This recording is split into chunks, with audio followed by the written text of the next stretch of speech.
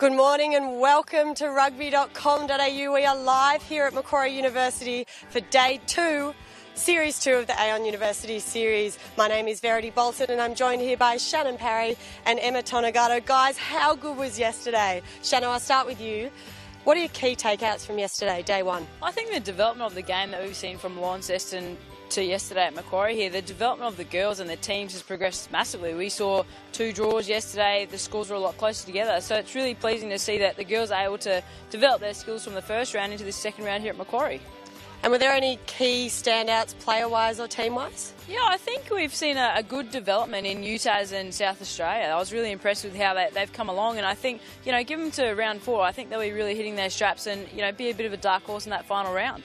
All right, guys, we'll look out for that dark horse, ET Day 2. Give us a little insight into the planning process and the leading into Day 2 finals day.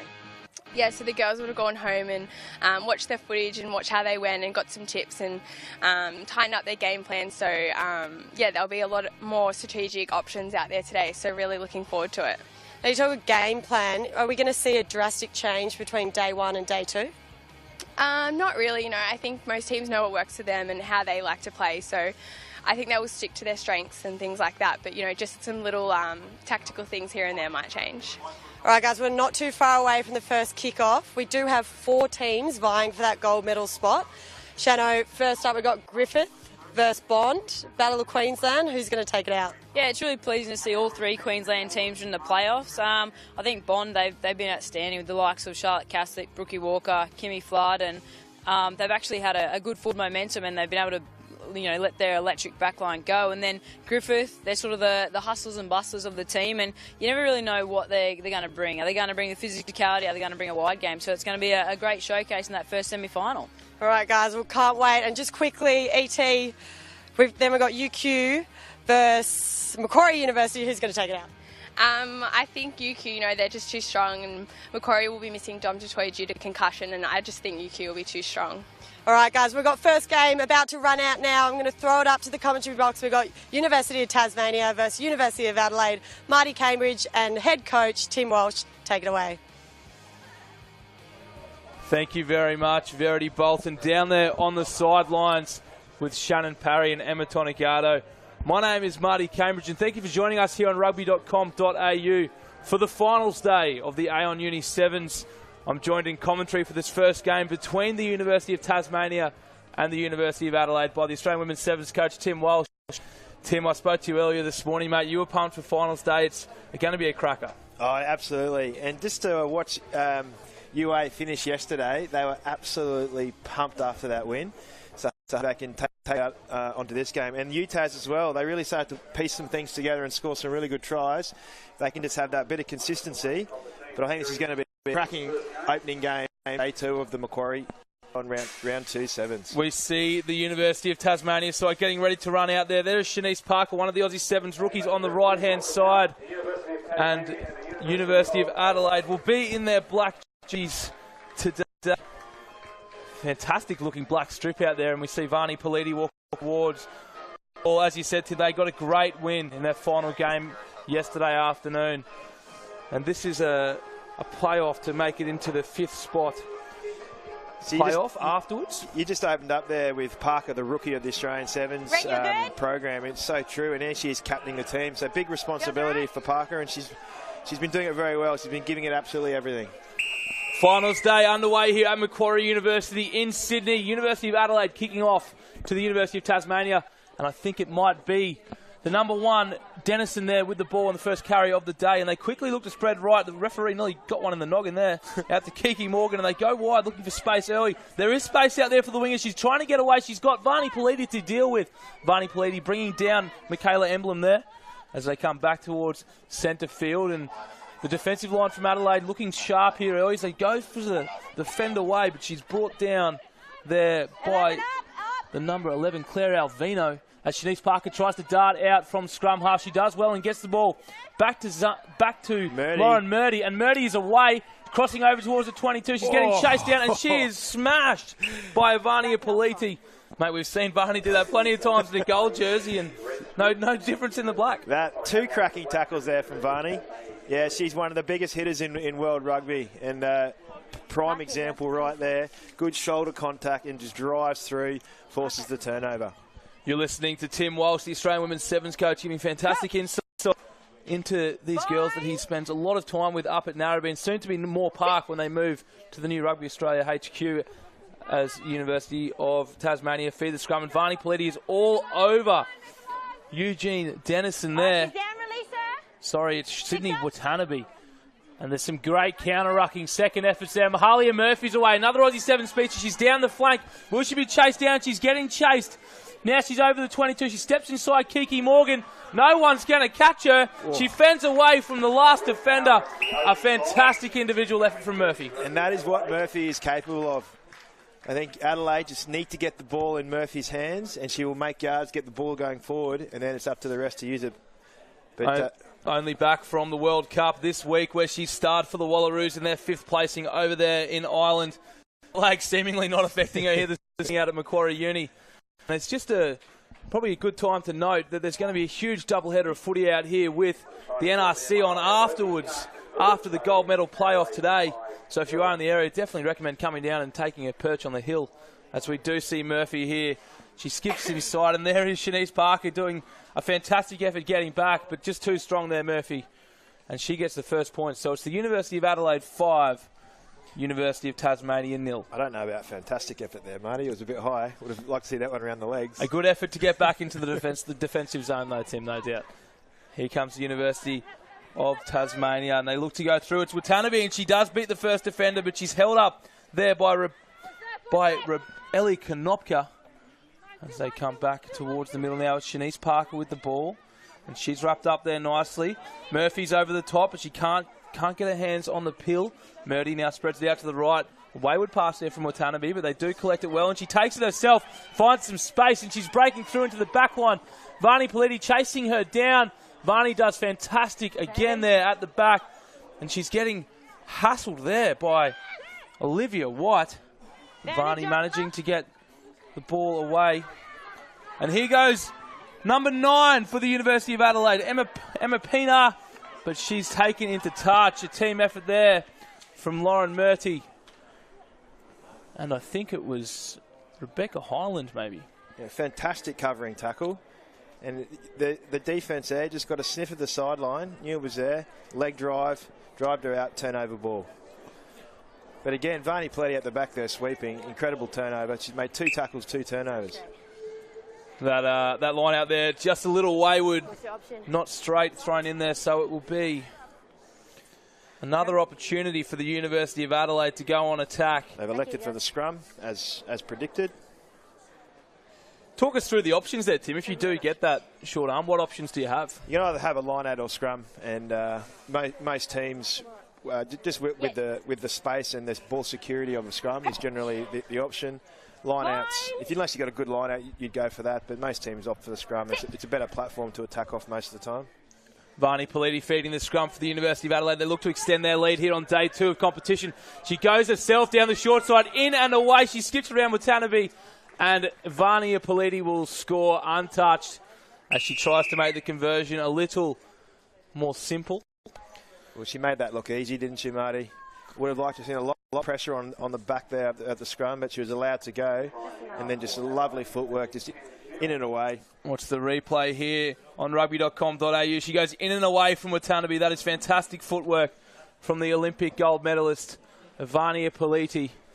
And she's really proving her experience to be good in attack and defence so far on day 2. Yeah, she's been exceptional. I think Uni7s just have to realise that she's probably the key player for Adelaide. They just got to really mark her, really don't let her get the opportunities to have a crack. So the University of Adelaide skipping out to a 10-0 lead in this first half against the University of Tasmania, but they collect the ball now and they look to spread it out to the far side. Kiki Morgan, the American international, with her hands on the ball now. She goes to her teammate Olivia White, who finds some space, but the left to right pass just didn't stick for the Michaela Emblem, the wing out there. So it's another line out to the University of Adelaide. We need a hooker here. And a try here was devastating for Tassie before half-time. Possession is so important, and Taz have had the ball 4 times, and they've yet to complete, well, let's score a try, obviously, but yet to complete. They're turning it over on first, if not second phase. University of Adelaide successful with their line out. And here's Eva Carpani. She scored some fantastic tries on day one. We love watching Eva, even with the ball in hand. And here comes Adelaide spreading it out to the right-hand side now. Can they get it out? Oh, they won't. Maybe don't need to find Vania Politi this time. And they pop it down on the ground. Lost it on the floor. Kiki Morgan puts it on the toe. She caught the ball. She's got speed. Can go all the way. She's tiptoeing down the sideline. Fantastic cover defensive effort, but she can't make it stick. She's still getting chased. Mahalia Murphy getting back, but she won't be able to stop Kiki Morgan either. Kiki Morgan does it all herself. Great speed there from Kiki Morgan, and that's the first time she had a little bit of space. You look down the other side, she's been playing 3 plays in and really just catching and passing. I think they've got to play to their strengths, get her on the wing and get it with some space. Yeah, just a fumbled ball there from the University of Adelaide, and it was a fantastic effort from Laura Kildare, but unfortunately wasn't able to make it stick. The great leg drive from Kiki Morgan, of course, plays for the USA side on the World Series circuit, choosing to spend her off-season out here as part of the Uni7s, which is fantastic. Yeah, it's awesome to have a little bit of international flavour to bring that experience. And you can always sort of pick up different things from different players, and to have that there and have it recognised as a world-class tournament to attract those overseas players is great. But Marty, what a first half. I mean, it looked like all Adelaide, but on the stroke of half-time, Taz go the length, and it's 10-5, and it is game on. Yeah, it really shows in the 7s how quickly things can turn. As you said, Adelaide really dominating for 95% of that first half, and then one try, one great individual effort from Kiki Morgan, and all of a sudden Tassie are back in it. As we go inside the halftime huddle, you can see Luke Burgess there with the specs on, giving the instructions. The former Wallaby scrum half, played over 20 tests in the gold jersey, plenty of experience. He'll know exactly what to say to these girls at halftime to get them up and hopefully, for their sake, get a win and push through to the 5th place playoff. Yeah, you look at Adelaide's defence.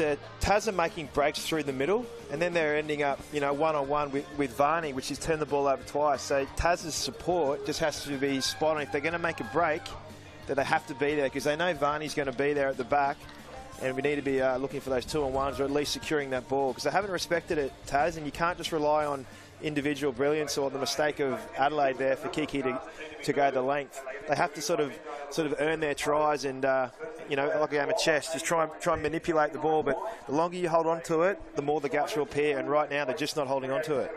You're hearing expert insights from the Australian Women's Sevens coach, Tim Walsh. Not only here to enjoy the action, of course, but he's told us before the tournament that he does have contracts on offer and he's looking for the best new talent in the country. And it's all on display here at Macquarie University in Sydney all day. And there's, of course, the NRC afterwards as well. And it looks like we're back underway in the second half. Murdy getting us underway. And the University of Adelaide field the ball just inside their 22 and give the ball straight to Mahalia Murphy. She dances with the Tassie defence and calls the runner back inside. And she gets the ball back on a great second, having a huge hit there. After she offloaded, Mahalia Murphy's palmed away from 2. She's brought down, though, just over the 10-metre line in their attacking half. They've managed to hold on to the ball. And Eva Carpani shrugs off Murdy. She's got numbers on the right-hand side. Can she use them? She goes now. There's still an overlap out there. The ball goes to ground. They pick it up, and unfortunately, a knock on there. Looks like they were going to score for all money. Yeah, what a shame. Like 2 powerful runners. First Mahalia Murphy, and then Eva Carpani. And then just using that width, but just all running across for a little bit. Just needed to straighten that up a little bit and get those passes out in front. That would have been a fantastic effort for Adelaide to extend their lead. The big power runners shortened the chain of the defence and made room for it, but they just couldn't execute the last pass. And there's a scrum fed by the University of Tasmania, and they bring it to Kiki Morgan, the try scorer in the first half. As the winger tries to get around the outside, there's a foot race now. Fantastic diving effort. She can't bring it down. Mahalia Murphy with a huge hit, but I think she might be called for a high shot from the referee there. 10. It was a fantastic effort from Mahalia Murphy to get back and a crunching hit. But the referee deeming that her arm just slipped over the shoulder. And of course, we take any contact above the shoulder very seriously in this game. As they just do a quick assessment on Kiki Morgan to make sure that she is okay. Yeah, that was from the clean out. I think Kiki just got Mahalia'd. She just came out with an absolute cracking clean out after that tackle. That's the new phrase for this tournament, getting Mahalia'd. It's something that nobody wants to experience. As Shanice Parker has the ball in midfield.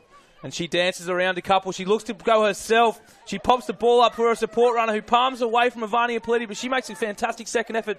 Now it's Watanabe with the ball. She goes herself too, puts the fend out, and she's brought down just outside the 22. Shanice Parker now playing acting scrum half. And the referee pins Watanabe for holding on. Quick tap from Ivania Politi, hoping to catch University of Tassie napping. She skips around Peakman, champion Peakman, and Varney's into the backfield, crossing halfway. She wants to run her inside. She doesn't get any, but she is tackled just on the 10-metre line. Places the ball back to her Aussie Sevens teammate Mahalia Murphy, who thinks that there might be space on the far side, but they're coming back towards us here on this broadcast side. Mahalia pushes away from one, pushes away from two, and she is brought down just over the 10-metre line. They come back on the inside. Oh, juggled there by Tamsin Filer, rather. And the referee. Very crucial turnover there. Fantastic effort. University of Adelaide was starting to build some momentum, some phase play together, which we know can often result in tries. It's champion Peakman takes the ball up. She breaks through, but is tackled there just short of halfway. There's a fantastic contest at the ruck here. Mahalia had her hands on the ball, but couldn't get it out. Yeah, great body height from both the players there.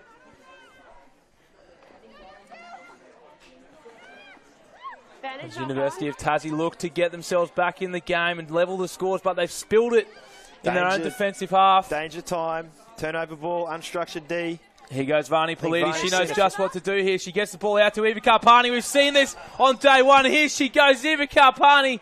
She is big and powerful and extremely fast and knows her way to a try line. And she dotted that down hard too. What an impact player to have Eva out there. When she gets going, like I said last week, she's a train without a station, and good luck on stopping Eva. She scored many tries down in Launceston, and she scored a few yesterday, but that's her first one on the finals day here on the Uni7s, and we see her there with plenty of gas. Shanice Parker chasing hard, but she wasn't going to get close.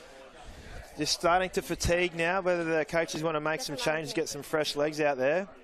But you could just see on that turnover ball, Utah's very slow to get structured D. There were gaps everywhere.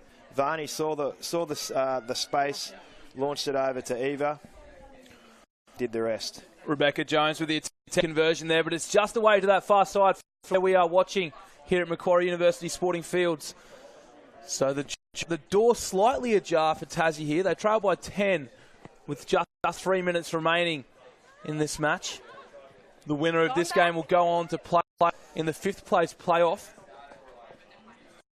As Watanabe has the ball and is passed back there at the ankles of Shanice Parker, I think it was, who was unable to pick it up. Flicked out the back by Rebecca Jones. And there's no sweeper. That kicks herself. Will she get there? She wins the foot race.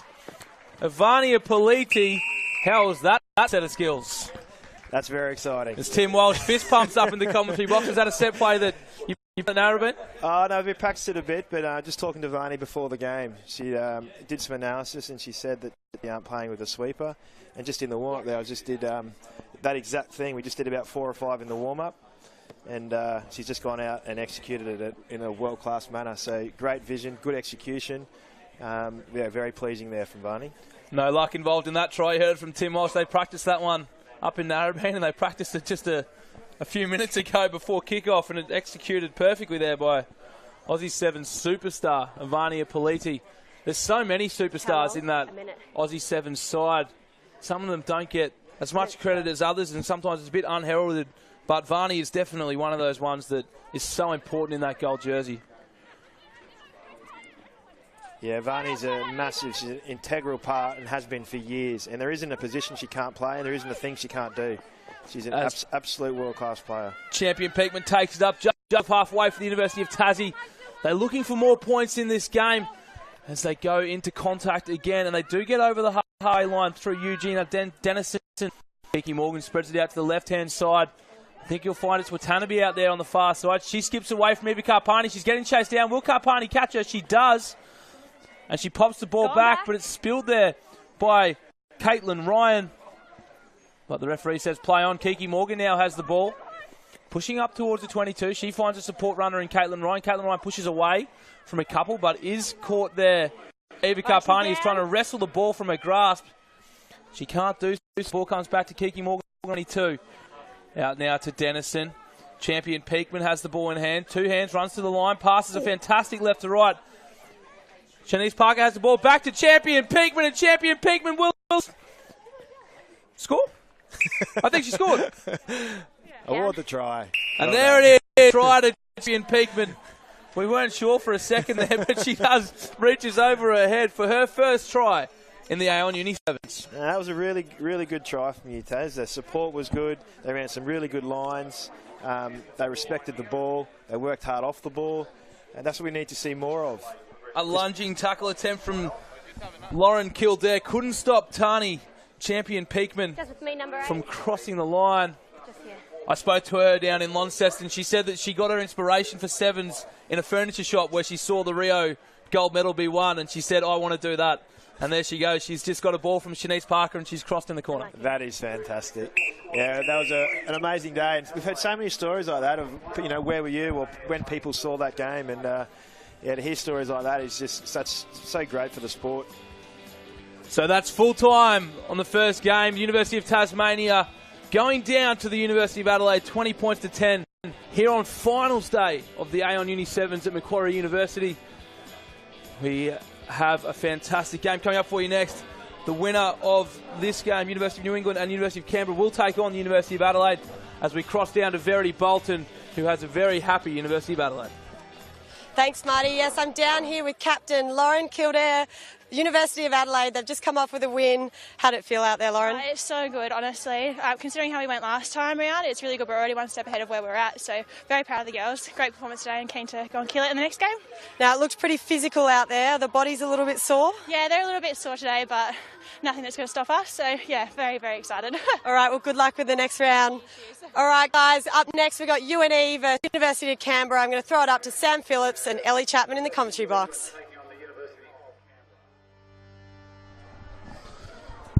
Welcome back to our coverage here for the second match on finals day here at Macquarie University. My name is Sam Phillips. Alongside me I have the wonderful Ellie Chapman. Ellie, thank you for joining me. Thanks for having me, Sam.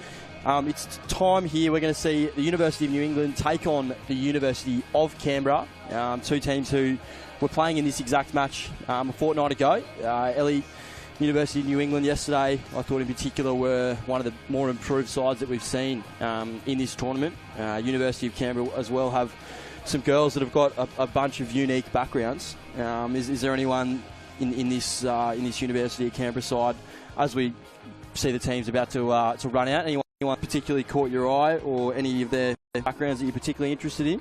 Yeah, I think both teams did really well yesterday. I think UNE were probably quite disappointed with some of their results, and they were quite strong against UQ, who are probably the favourites of this tournament. And to come away just playing the plate, I think they'll be quite disappointed. As you said, they've probably learned a lot from this round, and we'll take that into next round. But as you mentioned, there's such talent in both these teams. Lots of OzTag, touch football, soccer backgrounds, that they've just taken those skills from those particular sports and just loving this new opportunity in Rugby 7. All right, so as we see both teams to the field, the winner of this will play the University of Adelaide. Just saw get a 20-10 over the University of Tasmania. The Aussie 7 stars there, Varney Polite and Mahalia Murphy, doing the job for the Adelaide outfit. Looks like University of New England are going to get us underway here. So University of Canberra are going to have first use of the ball. Interesting to see Alicia Quirk, their chief playmaker, Aussie 7 star. She's going to start off the ground for UNE. So we'll be looking to some younger girls for a bit of their playmaking expertise.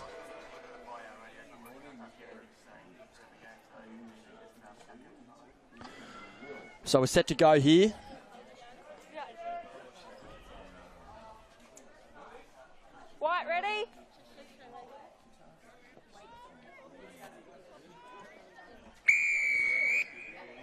as University of New England get us underway. And Canberra have spilt the ball off the first kick-off, and it's going to be an accidental offside penalty.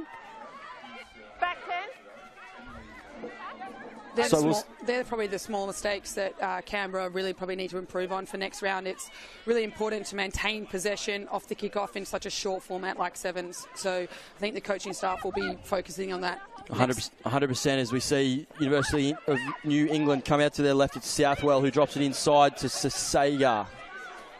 She's over the top of the ball, Sasega. But University of Canberra have won a penalty. Fantastic work there from Emma Marcy. Over the ball and wins that Pilfer penalty.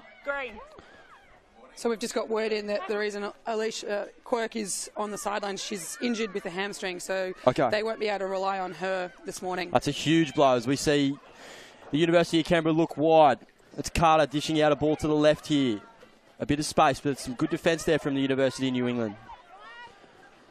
Brought to ground. Now there's some space out here to the right. And Marcy gets her hand on the ball. She tries to slip through, but it's another great tackle. Over the top of the ball, but Canberra have still got it.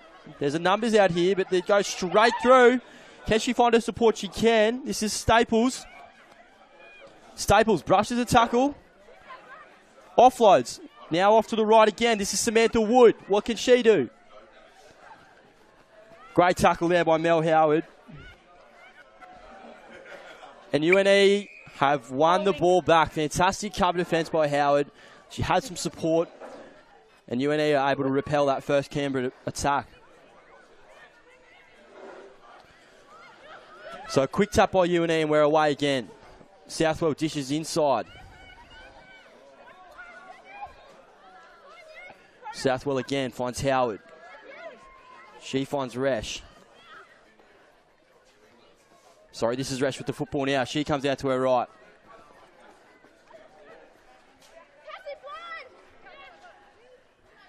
Here's Howard. UNE have some numbers out to their left here. This is Sasega. She trucks it up. Very good carry by her. Southwell. Visser. Howard puts in a kick. Now it's going to be a foot race here. Howard's chasing her own kick, but it looks like Staples is going to have the toe to have her covered. Nice clean up of that loose ball. Now she comes out to her right. This is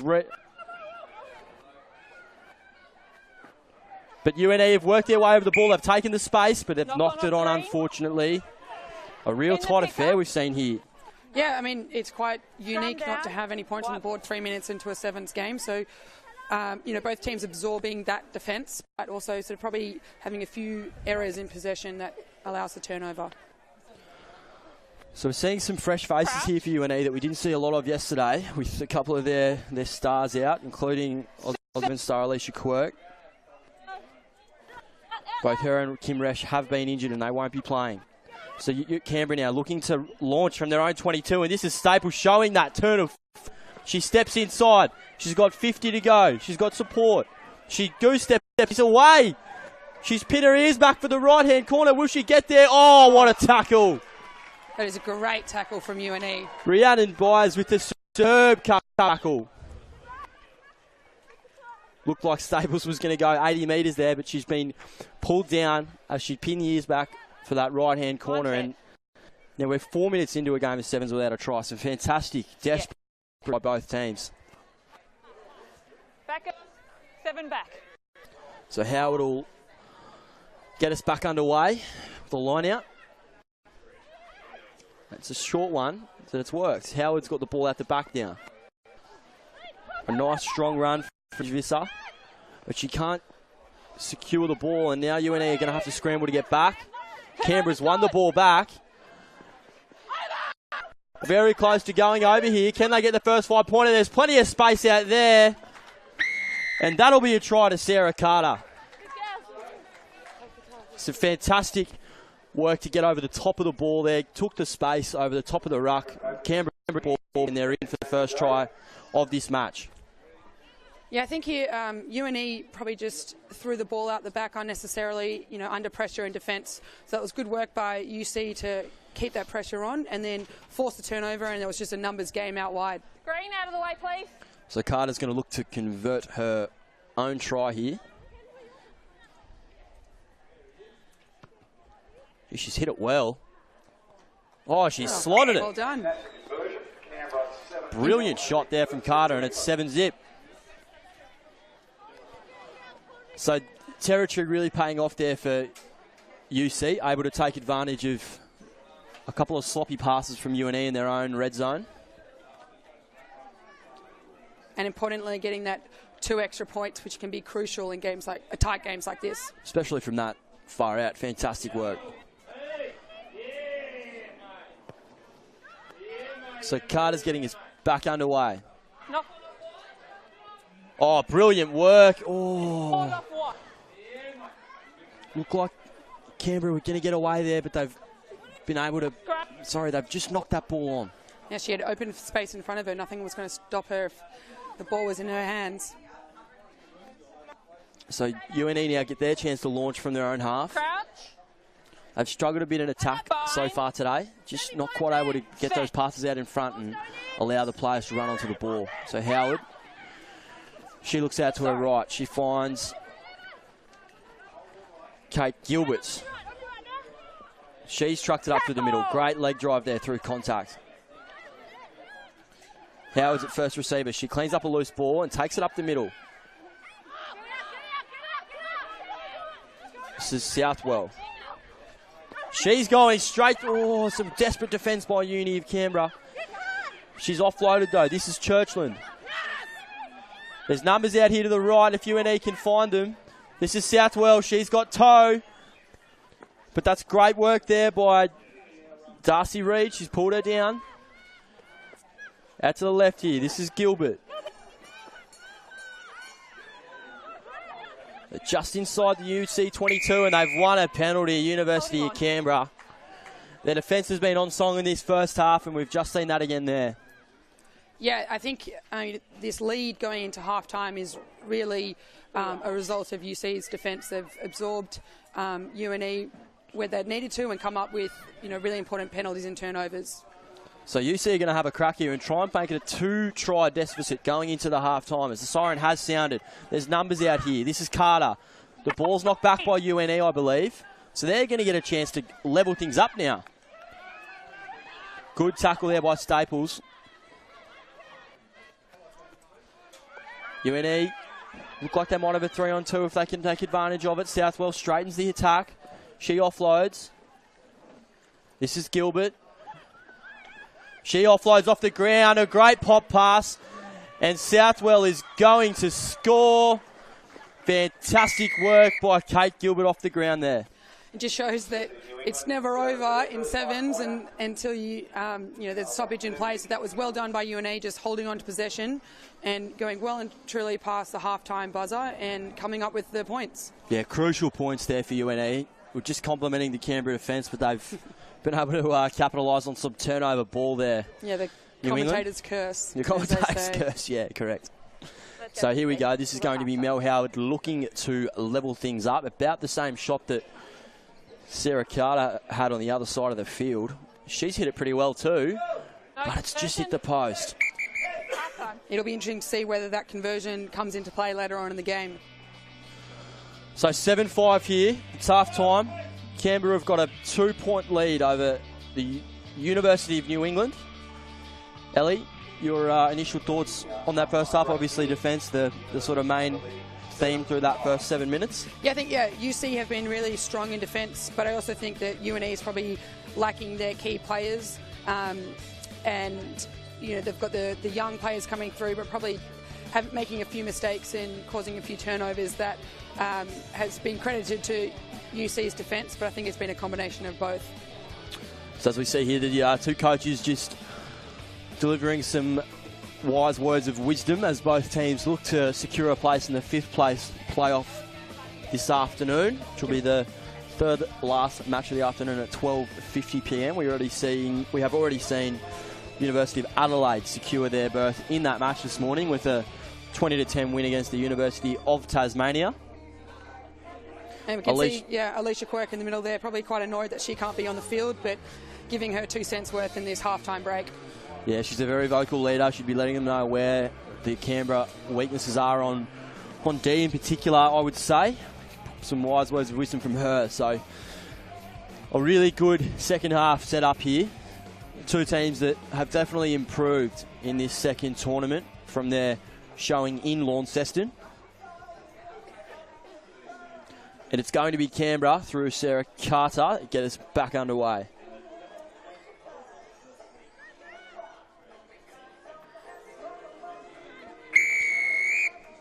So Carter puts a nice restart in. It's going to be a contest. And Canberra have got a hand on it, but it's going to go out.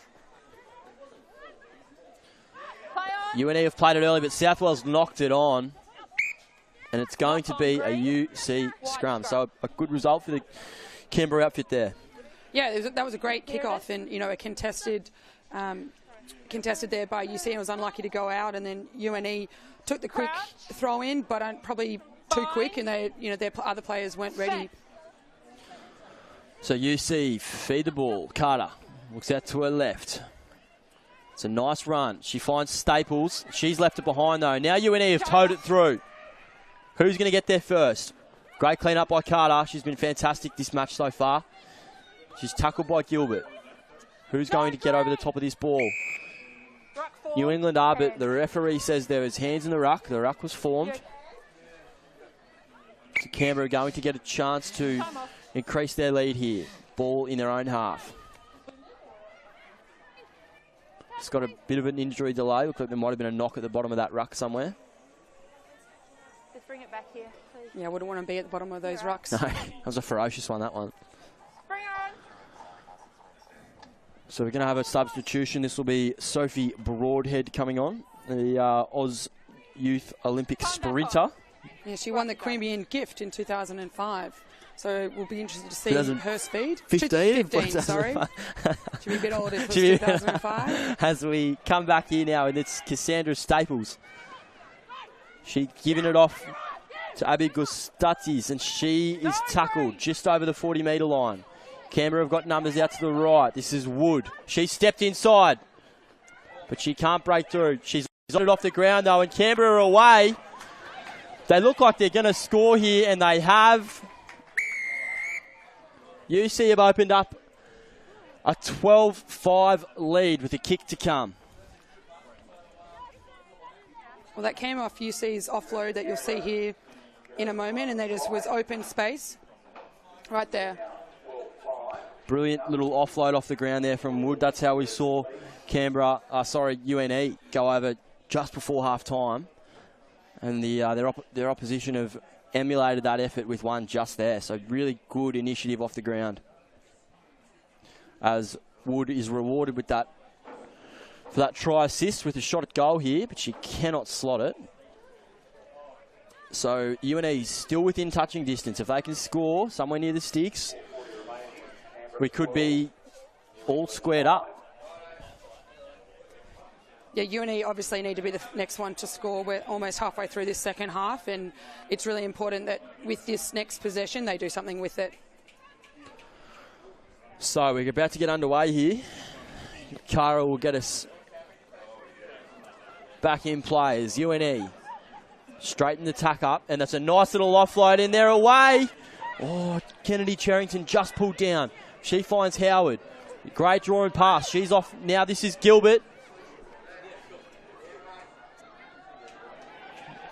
Trucked it over the 40-metre line. Now UNE look out to their left. This is Southwell, the try scorer. She finds Rhiannon Byers. No, sorry, this is Inge Visser, and she's through. Visser is through, and Visser will score. Next to the post, so we should have level scores here. Brilliant work there by Visser. UNE keeping the ball alive at all times. Running support lines, and they're able to get that crucial try. We said they had to score next, and they have. Yeah, that was a great individual try. Just, a palm to the face and then running straight through. Just a couple of arm-grabbing tackles there, which wouldn't be in the best interests of UC, I would say, as Howard slots that with ease, and we have a 12-all ball game on our hands with 3 to play. We do have a player down in back play. Looks like there's a leg injury to one of the UC players. But we have a grandstand finish here at Macquarie University in the fifth place playoff semi-final. Don't want to say that too many times in a row. Tongue twister. So UNA will be looking to get restart ball here. They've done pretty well so far. Howard's a really good proponent of that high, short restart, giving her players a chance to create a contest and get the ball back, which is, as we know, so crucial in this University Sevens competition. We see a UC player, didn't quite get a number on who it was, but she's coming from the field. So looks like a left leg injury, unfortunately. Hopefully she's okay.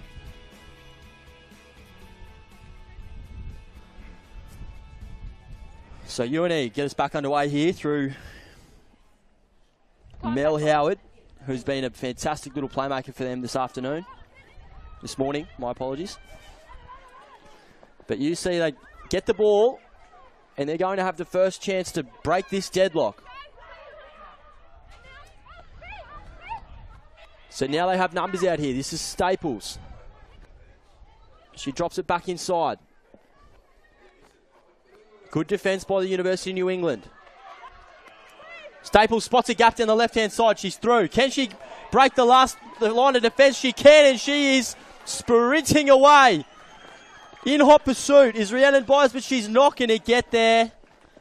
That's a try for Staples. And UC are back in front. That was a great individual try. She realised that the scrum half was probably on the open side and saw a gap down the blind side, and that was a 60-metre try. We don't see too many of these tries where the pillar defence is not quite there. It was one yesterday afternoon, almost in identical fashion, and Staples has spotted the gap, and she's got to turn her footy in open space to really take advantage of that, as we've just seen. And really backed her pace and outran two of the UNE defence. That was really impressive. So a critical kick here from Samantha Wood. She should slot this from here, and if she does, she should at least secure a tie for her side. And she has slotted it. So it's 19-12, University of Canberra with about a minute 30 to play. Yeah, off you go wide. UNE are going to have to go and make the most of this opportunity that they have with this ball. As Ashkara gets us back underway. Here's UNE. What can they do? They've got about a minute to cross. Howard's trying to find a runner. She looks out to her left and she finds Southwell. Southwell's trying to get through, but that's a nice tackle by UNE. Here's Howard now, first receiver. She flicks it out, finds Cherrington, and she spotted a gap. Nice step. Beaten three defenders. Offloads, Howard, out to the left. And now we have a half break by UNE. That's Bay Roberts just pulled down to the ground. Howard looks out to her right. This is Cherrington. She's got Gilbert outside her. She runs an unders line, takes the ball up to the opposition 40.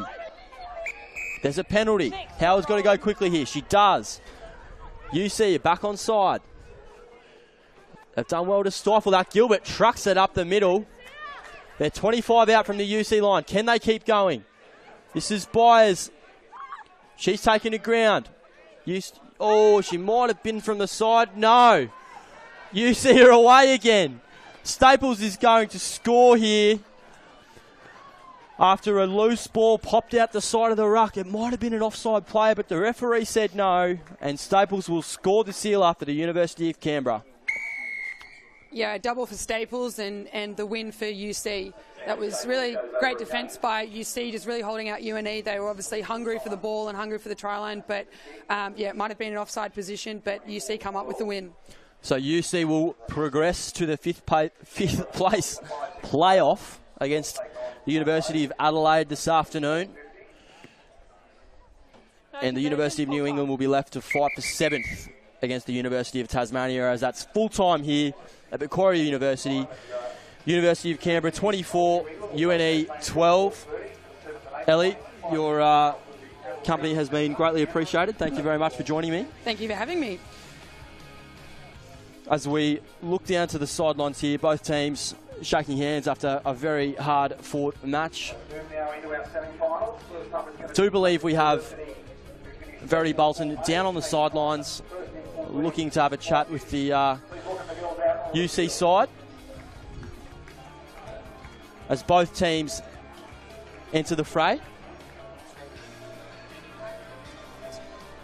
We're not going to have time here as Bond University and Griffith enter the field for their semi-final. I'm going to pass you over to Marty Cambridge.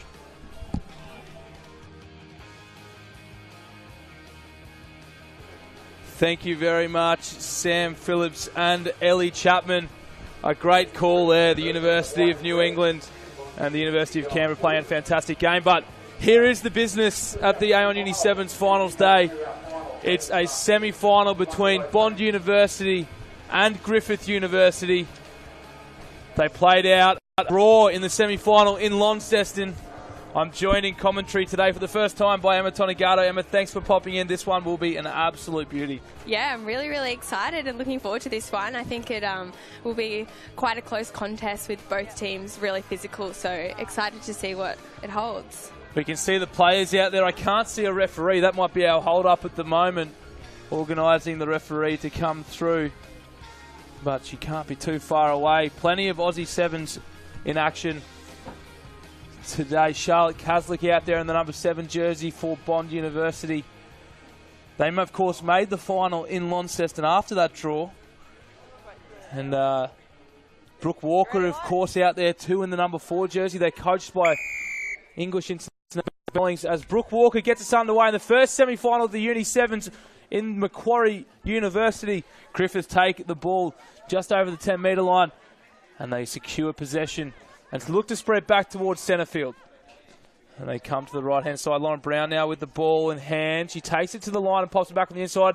That ball was very flat. The referee says play on. As Griffith go on the attack. And they cut back. The spots a gap there. She breaks through the defensive line. She's got no cover with her as Charlotte Caslick comes through and makes the tackle. Lauren Brown picks it up as they look to spread out to the left-hand side. Phoebe Thomas there with a fantastic pass was put down by Wallaroo, Sam Traherne. And a good opportunity here for Bond, Emma. Yeah, with just showing their size and strength, and we've been on about that all tournament, but they are very, very strong and powerful, and they just broke straight through the Bond line there, but unfortunately couldn't keep a hold on it. And Bond, very good opportunity here for them. Gold medal opportunity on the line here in this game. As Bailey Marshall feeds the scrum for Bond and it's successful. She pops it out the back to Brooke Walker. Brooke Walker heads towards the far side where she finds Charlotte Caslick, who comes back on to Millie Boyle. Another Wallaroo out there at the moment as Jessica Elliston spills it backwards. They go forward through Elliston. All over the ball there was Fakasalia winning the penalty for her side. So Griffith back on the attack, and the pass is wayward. Picked up there by Masters. She's taken in a strong tackle as Charlotte Caslick goes digging for the ball. She can't find it. They come back towards centre field. A dummy there, and she goes herself halfway. And she pops it up as Lauren Brown now one-on-one into the backfield. She's taken in a fantastic tackle. Bailey Marshall there with some great cover. As Fungaloka goes herself. She's brought down by Brooke Walker. A great clean out from Fakasalia as they come back towards centre field. Frantic stuff in this first semi-final of the Uni7s, live from Macquarie University on Rugby.com.au. Narita Masters, strong leg drive. And she breaks through. Sam Traherne tries to secure the ball. Charlotte Caslick with a pill. But the referee says there's an infringement during that attempted steal from Caslick. Frenetic stuff, Emma. Yeah, just really, really even at the moment, I think. Both teams, haven't scored or many line breaks early, so very, very even. Griffith go looking for first points in this semi-final. Traherne passes it out. It's Fakasalia out here. She's no stranger to the try line. She comes inside, back to Traherne. Traherne tackled. Brooke Walker goes in for the pilfer. She doesn't get it. Fungaloka, she's away. She's going to go very close. She's brought down 5 metres short. Fakasalia picks the ball up. She assesses her options here. She doesn't any. She decides to pin her ears back and try and go herself. She lunges out. And there is the first points of this gold medal semi-final. Griffith with first blood. She's just so strong, isn't she? We've said it all weekend, and she's definitely one to watch, and you know, she's a great finisher as well, but she's also strong and powerful and can make those up the middle. So awesome team try there by Griffith. Bond University defensive structures went to sleep there towards the end. We can see Katie Heffernan stepped out of the line, and Fakasalia saw the gap, and she doesn't need a second invitation. The ruck already? As she reached out, she used all of her height there, and lucky her arms are long, otherwise she might not have got there. Well, Griffith on the board early, and we know that if it is a draw, they will go through, so great start by Griffith. Yeah, awesome insight there from Emma. So last tournament in Launceston, it was a draw, and the first try scorer of the game was the one that went through. So Griffith this time making sure they get first points. Very vital in a game like this as Lauren Brown gives the instructions and gets us back underway in the semi-final. Fielded there nicely by Bond Uni. He tries to get away from Fungaloka, which she does. Katie Heffernan now with the ball in hand. She takes it up. Phoebe Thomas chases her down as Jessica Elliston finds herself on the wing. She gets away from Masters. She's chased down. Great ball back inside. Bond Uni go over the 10-metre line. She throws it back to no one. There was no support. So Griffith with a lifeline there. And the ball's being held up here. Sam Traherne does get it to ground. They form a ruck, and Rita Masters there holding over the ball. Great counter-rucking. But the referee says they didn't roll away. Tries to take a quick tap, but she was off the mark. That was an amazing offload there. I think that girl was nearly falling out the sideline and managed to get it in. And unfortunately, Stacey Flood with another offload, but went to ground. Yeah, she just needed a bit more support, which she didn't have. As the ball comes back on the inside now, and Narita Masters, has spilled it just short of halfway, but it's a penalty again. So Bond's discipline letting them down here in this first half as Griffith go on the search for more points. Great low tackle there from Katie Heffernan, but pops the ball up, and it is Fungaloka going over the 22 as Griffith look to extend their lead. Lauren Brown there with the great work from scrum half. They get the ball out. Narita Masters now. She's got Fakasalia on her outside. She calls her back on the inside, but she goes herself. She gets caught there. Brooke Walker goes looking for the ball. She can't find it. Oh, she does. Fantastic counter-ruck work from Brooke Walker. Yeah, awesome Griffith. Work there from your Aussie Sevens teammate. Awesome work from Brooke. You know, she's not the biggest out there, that's for sure, but Griffith is starting to look a little bit tired. They've had all the ball so far, and it's definitely showing. Charlotte Kaslik with a quick tap gets the Bond Uni on a bit of a roll, and they come up the middle. Here goes Millie Boyle, the Wallaroo. She's sprinting away. Lauren Brown trying to chase her down. She pauses, comes back on the inside. Ball goes to ground. Who will get there first? Griffith pick it up through Anna Flay, and she's crunched by Millie Boyle. Lauren Brown now looks to the right, goes back to the left. Fakasalia's one-on-one. She can't get away from Katie Heffernan. And great work there at the ruck. Lauren Brown gets hammered by, who was it? I think it was Charlotte Kaslik. And Charlotte Kaslik puts it on the toe. And Bond will get their first try. Charlotte Kaslik, what a start. Yeah, that's definitely what Bond needed there. And if you look around the field, you know, everyone's out on their hands and knees. And the game one of day two, you know, definitely showing how tired everybody is. And it really is that mental game. And, yeah, Charlotte pulled through with the goods there. Charlotte Kaslik getting Lauren Brown there, and she was the first to her feet, put it on the toe. Katie Heffernan there to collect the spoils. So Charlotte Kaslik, we know how good she can be, and she must have thought her team needed a bit of a lift just before half-time. She draws them even on the scoreboard, and Brooke Walker converts. So Griffith, with all of the ball in possession that first half, find themselves down by 2 at half-time. Yeah, I think that shows just what an attacking weapon Bond have in Charlotte and Brooke there. You know, they didn't have much ball the whole time, and as soon as they got it, they put some points on the board. So I think moving forward, you know, Griffith will definitely have to focus on defence. They've been really strong in attack and do have some of those bigger, stronger girls, but obviously letting them down a little bit in defence. So interesting second half to come. Checking out the huddle here of Bond University. Ben Gollings on the right-hand side giving the instructions to an English international in the English Sevens side. Plenty of experience. We can see Stacey Flood's in there too. It is a star-studded lineup from the girls from the glitter strip up there in Queensland. The winner of this game will progress to the grand final here at Macquarie University as Moana Virtue gives the instructions to the Griffith side And, of course, the winner taking on the winner of the next game and the second semi-final between the home side Macquarie University and another side from the Sunshine State University of Queensland. Yeah, I think the 3 Queensland teams all in the semi-final is showing what a strong development they have up there. But hopefully, Macquarie can do it for New South Wales and keep them up there in the finals. We will find out, and it will all be live for you on Rugby.com.au throughout the afternoon. A huge day of rugby here at Macquarie Uni. We have the Aon Uni7s finals, of course. The final will be played at about 1:30 p.m. this afternoon. We'll have the presentation for you live as well. We'll have interviews with the winners, and then it will be the NRC live here at Macquarie Uni Sports Field. The Sydney Rays taking on the Greater Sydney Rams, who had a great win last weekend over the Country Eagles. They'll be looking to go 2 from 2 to start the 2017 season. You good, Yellow? Get on down to Macquarie University today and see the best of the best in the business. As Lauren Brown gets us underway, it had good height, that kick, but it just falls a metre short of the 10-metre line, so a short arm penalty at the centre field on the halfway line. In the middle. Yeah, Bond definitely need to make the most of this opportunity. As you said, they look really exciting in attack, but they just haven't had much ball yet. Stacey Flood takes it quickly, pops it back on the inside to Brooke Walker, who tries to get it back to Flood. Ball goes to ground. Trinity Marmo picking it up, and she's in a bit of trouble here. No support. Fantastic work there. Hayley Butterworth all over it, or was it Sam Traherne? I think that was Sam Traherne there. And she has the ball now, Traherne. And she's brought down. Walker goes digging for it. She can't get to it. Hayley Butterworth spins it out. They've got numbers out here on the wing. I think we'll find Narita Masters has the ball in hand here.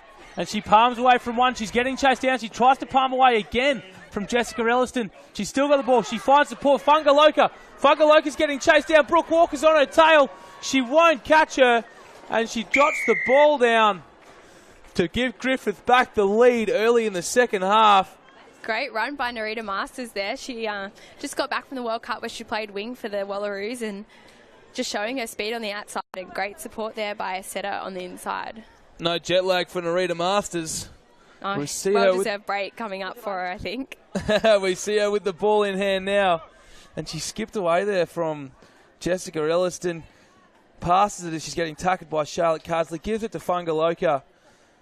And Brooke Walker was unable to catch the flying Fungaloka as Lauren Brown had a sweet connection on that drop kick, but misses to the near side. So a very tight game as we expected in this first semi-final of the Aon Uni7s tournament at Macquarie University. Griffith with the 2 tries to 1, and they lead 10 points to 7. Those fens from the Griffith girls are just destroying Bond. They're just so strong up top, and I think Bond need to get their tackles a bit lower to be any chance here. Stacey Flood now with the ball. She spots a gap. She breaks straight through. She's crossing the 10-metre line. It's a foot race now. Stacey Flood is on the fly. She's getting chased down by Laura Waldy. Laura Waldy, a fantastic effort, brings her down as the ball gets recycled. Out to Elliston. Kaslik with a huge right to left pass. Brooke Walker here. They have numbers. Can they make it work? Whakasalia hits Brooke Walker. And it's Trinity Marmo going for the line, but she's crunched by Whakasalia, and a fantastic effort there. Charlotte Kaslik tries to put her into touch. Whakasalia holds on. Griffith University with some fantastic defence, but that ball is wayward. Laura Waldy goes back to retrieve it. They need to slow the ball down a little bit here, Griffith, and get a bit of structure back as Bond go on the hunt. Oh, she's all over the ball there. Claire Bowles. Fantastic work, Claire Bowles. As Claire Bowles looks to get Griffith back, Bond back in front. She gives it to Stacey Flood, the Irish international. And Stacey Flood finally gets the ball over the line. Gee, you thought Griffith, they did so well there to get the ball back, but then lost possession and paid the ultimate price. Yeah, that ball went back between each team, I think, about 3 or 4 times. So good finish there by Bond. They'll be happy with that. And I think Griffith, they just need to be a bit more patient with the ball and get their support and get their line set. Trying to be a little bit too quick, I think. The lead changing hands 4 times now in this one as we see the latest try from Bond. Stacey Flood showing her experience as an Irish international. They have a multitude of internationals on their squad.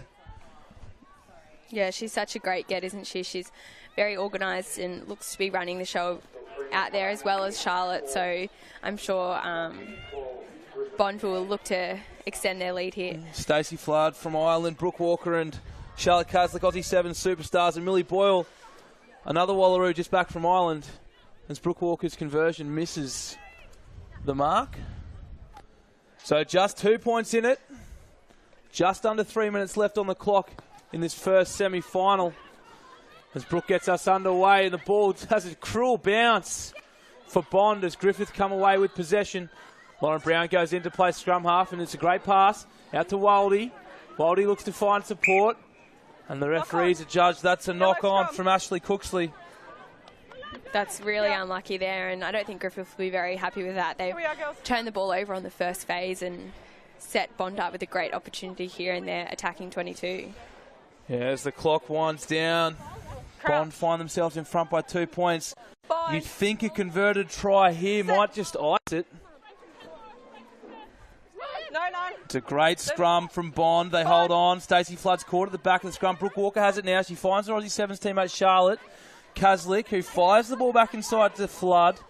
They go wide again. Jessica Elliston had the ball there. Now it's Hayley Butterworth. Hayley Butterworth breaking through into the back line. She does manage to get a pass out. Forward. The referee calls it forward. Wow. Perhaps a chance for them to have been more patient there too, as Butterworth might seek some medical assistance. Yeah, hopefully she's okay, but as you said, I think both teams just need a little bit more patience. If they had a ruck there, they had this line set out here with Brooke Walker and Charlotte Caslick out on this right wing, and there definitely would have been a scoring opportunity if they had the chance to recycle the ball and have a second phase, but hopefully she's okay. So there's just over a minute left as Butterworth is attended to by the physios. We hope that she's okay. Just over a minute left. Griffith with possession deep in their half. And what do you think is here when they need a score? I think the danger woman is Alicia, if she's still out there. She is. So I think anything can happen when she's ball, and she's such a strong runner. And I think they need to be patient as well as, be smart about it and look to those people that can open the game up. And I think she's those people. That's Alicia Falia that 7 star Emma Tonicado is referencing. She scored plenty of tries in Launceston and plenty again yesterday. She's got speed to burn, and she looks to be playing one inside the wing here as Butterworth's taken to the sideline. The scrum is great from Griffith. Lauren Brown decides to cut back on the inside. She's got nowhere to go. This is a bit of a hospital pass to Whakasalia. She does fantastically well to get out of the end goal. She had Charlotte Caslick hot on her tail. The referee finds a penalty here. Stacey Flood pinned at the breakdown. As Lauren Brown chooses to go quickly. Here is Whakasalia. She decides to go to that short side. As Griffith need to score if there's any chance of making the final. Stacey Flood with an interception. Fantastic work as Charlotte Caslick sums up the situation here. There's no room down that left side, so she comes back to Brooke Walker. Brooke Walker dances around the couple, and she fires back towards where Caslick came from. Bond Uni running down the clock here. Griffith need a turnover. They need one soon. She's got her hands all over the ball there. Another penalty. Caslick now with the ball. Try here to Bond, and they'll be through to the final. Their second straight final in the A on Uni7s. She skips away from one, and she's reaching out for the line, and she's going to get there. Jessica Elliston ices it for Bond, and they will play off for the title at Macquarie University. Yeah, great finish by Bond. I think Griffith, a bit silly in some offloads in crucial moments, and that just let them down there. And Bond were really, really patient. They went back to that short side 3 or 4 times before they decided to shift it out here. And yeah, it just shows, they are patient, they are smart, and they can definitely have a crack at the title today. Absolutely. They fell one short in Launceston. They'll have another crack today. Brooke Walker with some conversion practice, but it's away to the right. So that is full time at Macquarie University. The referee blowing the whistle. Bond University 17, Griffith University 10. A fantastic first semi-final here for you on Rugby.com.au. Yeah, what an exciting game, and To be honest, I think Griffith should be really proud. They don't have any Aussie Sevens players out there at the moment. They've lost Demi Hayes due to injury, and unfortunately Shannon Parry can't play also due to injury. And just to see, imagine if those girls were playing, it would be a really, really awesome team. So I think they should be proud, but obviously, you know, Bond are just too good. As we see the next teams run out. As we see the next teams run out for the second semi-final. It's the hometown heroes, Macquarie University, taking on the Red Heavies of the University of Queensland. An absolutely mouth-watering matchup. We see Chloe Dalton taking on Emily Cherry as Shannon Parry sprints up to the commentary position. Lucky you, Shannon, or you'd be blowing a few after getting up the 3 and you also had Griffith there falling slightly short, but a semi-final on display. Yeah, huge semi-final here. We've got Macquarie versus UQ. I'm on, all good. Yeah, great competition in that last battle there. 2 Queensland teams fighting it out. So Sydney versus Queensland here to be another tight tussle. Looking for the girls up in Macquarie. They've been... Let me help you catch your breath there, Shannon. You're doing a fantastic job. Have a sip of water. We'll settle in for this one. Macquarie Uni versus UQ. Another replay of the semi-final down Launceston, where UQ got the biscuits and went on to take the title. You can see on your screen here that Chloe Dalton will have the first influence on this game with the kickoff, and we know how important these kickoffs are. It gives an opportunity for the kicking side to get the ball back, and UQ doing everything they can to make sure that they get their hands on the ball first. As the referee blows the whistle and Chloe Dalton does her trademark dropping of the ball, takes a couple of steps back. And here we go, a fantastic kickoff from Chloe Dalton, gives every opportunity for the Macquarie University side, but it's UQ with first use of the footy. And here she is, Emily Cherry. What an involvement straight away. She looks to break through the tackle, but she's brought down. She plays the ball back. Georgia Hanaway with the ball now. And Hanaway takes the ball into contact. Oh, and there's a fumble at the base of the ruck there from base of the scrum there. I think it was Lily Dick there. Unfortunately there for Lily. So Macquarie with a fantastic opportunity to stamp their authority early. Good opportunity here, set play. Looks like they've gone a 2-1 split with Nita Maynard on the left and Bo Vetter-Walsh on the right. So you'd think they'd be looking to go to Bo Vetter-Walsh and give their winger Olivia Brooks a one-on-one chance here against Mackenzie Sadler. Fantastic insights from Shannon Parry, the Australian women's co-captain. As they do just that, they come to this broadcast side, but Emily Cherry with fantastic defence. The ball's popped out the back and Macquarie didn't see it. They're away. And here goes UQ, they're on the attack. Chancellor goes in looking for the ball. She looks like she might have it. Great. She does. Fantastic work at the breakdown by the Macquarie skipper, Emily Chancellor. Just when UQ might have fancied themselves to work on some momentum. And Chancellor will play the ball here. Another chance for a set piece. Dalton heads out to that far side. She's playing one in off the wing. And the pass from Chancellor's not her best. Maynard. They come back towards the short side. Emily Cherry with a big, strong tackle, and the counter ruck is on. How was that from your Aussie Sevens teammate, Emily Cherry? Impressive. They had a bit of a fumble down at the other end, but then to back their defence, and Emily Cherry, dominant tackle there, taking space and enabling the halfback to fumble it at the back. So first UQ's real opportunity here in attack. No doubt they'll be looking to go Sykes, Hanaway, out to Cherry, and Mackenzie Sadler with a bit of speed on that wing. Let's see what they can do. Emma Sykes, a rookie of the Aussie Sevens program at Narrabeen. She had a couple of caps this year. I'm sure she'll be going on to bigger and better things with Tim Walsh and his team, as Mackenzie Sadler does find herself with the ball out there on that far side. She breaks through 2 tackles as Emily Cherry comes in for the clean out. And you can't do that, Emily Chancellor. You can't do that. The idea was right, but unfortunately the ruck had already formed from her own teammate. As So the ball UQ takes it wide here. Lily Dick passing it out to Yannick Egens.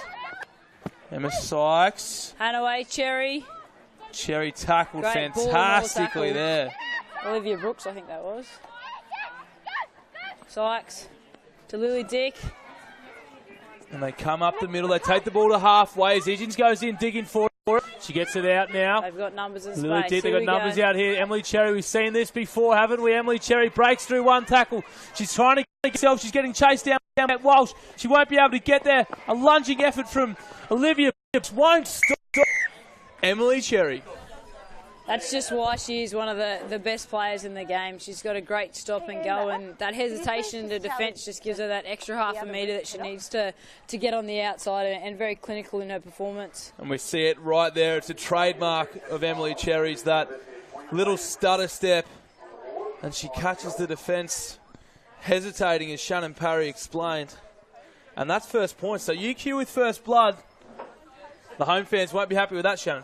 No, I think but there's plenty to take away from Macquarie. They've had to defend for a little bit there. They had 2 perfect opportunities early on in the first half, but they failed to execute an attack. So they've had their opportunities. Just about an attack, retaining that ball possession, and things will open up. Defence is tiring, so they've just got to hold on to that ball and attack, and things will happen. Emma Sykes with the attempted conversion doesn't find the mark. As we see the Greater Sydney Rams head coach arrive. He's pumped up for the NRC action, which will be on after the final. Ooh. Offside. You don't see that pulled up very often. Number 1. UQ Offside. Runners. Number 1, Lily Dick there, just getting a couple of steps in front of the kicker. Perfect opportunity here. Macquarie. Just over 2 minutes to go to see if they can get on the scoreboard. A real coach killer being offside from the kickoff. Here they go. Can they find a way through this UQ defence? They go out to Chloe Dalton, who picks it up from her shoelaces. She might be caught high there, but the referee doesn't think so. Idgens finds herself being a nuisance in the ruck. As McGregor goes, and Chloe Dalton comes into play acting half. They spread the ball out to the left-hand side through Arabella McKenzie. They put it on the toe. They find a bit of space, but Sykes is down there to clean it up. And Sykes looks up. She sees a couple of defenders coming, so she decides to skip away, and she's hit hard. Chloe Dalton and Nita Maynard making their presence felt. Chloe Dalton goes looking for the ball. She can't find it. So the ball comes out now to the right. A couple of wayward passes. They're in a bit of trouble here. Yeah. And it's a knock on, so the home crowd goes up.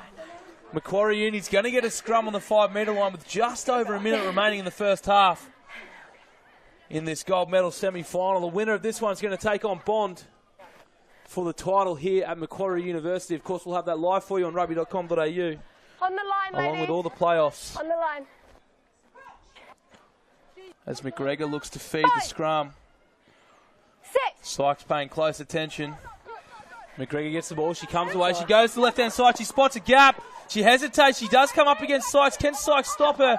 She can. The ball's held up here too. She's on the ground. She's on the ground. They've got to release her. Oh, great work there. The counter ruck. Chloe Dalton has to come in. 8 through the side. Oh, and then Chloe Dalton pinned for coming in the side. Yeah. And it's a quick tap from UQ. They hold on.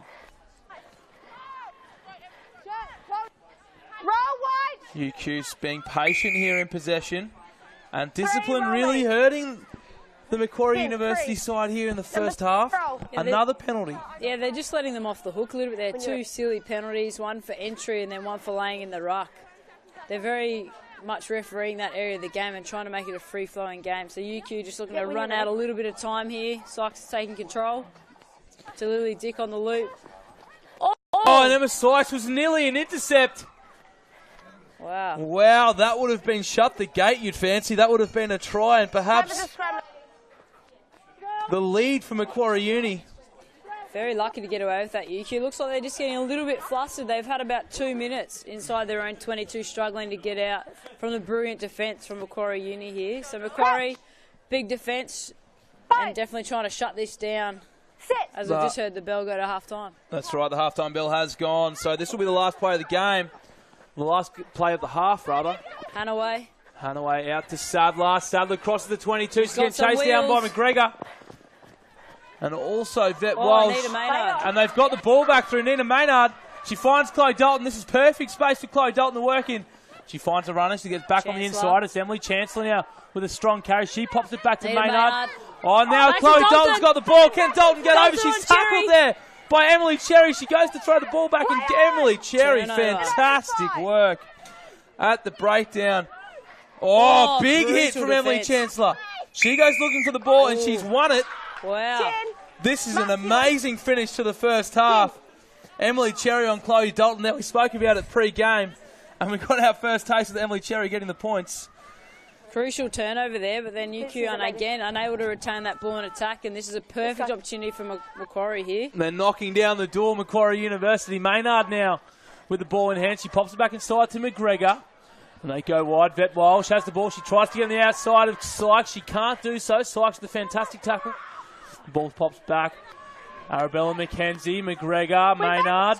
McGregor's still got it. The ball's gone back. They're on. Maynard to Dalton. One more pass you think might do it. Go to the corner. It's out. Olivia Brooks. And she gets there. You can hear the home crowd very happy. We've gone level here at halftime. 5-5 with a kick to come. We saw Chloe Dalton knock over a conversion to draw a game yesterday. This one will put her side in front at halftime, and you'd probably fancy her.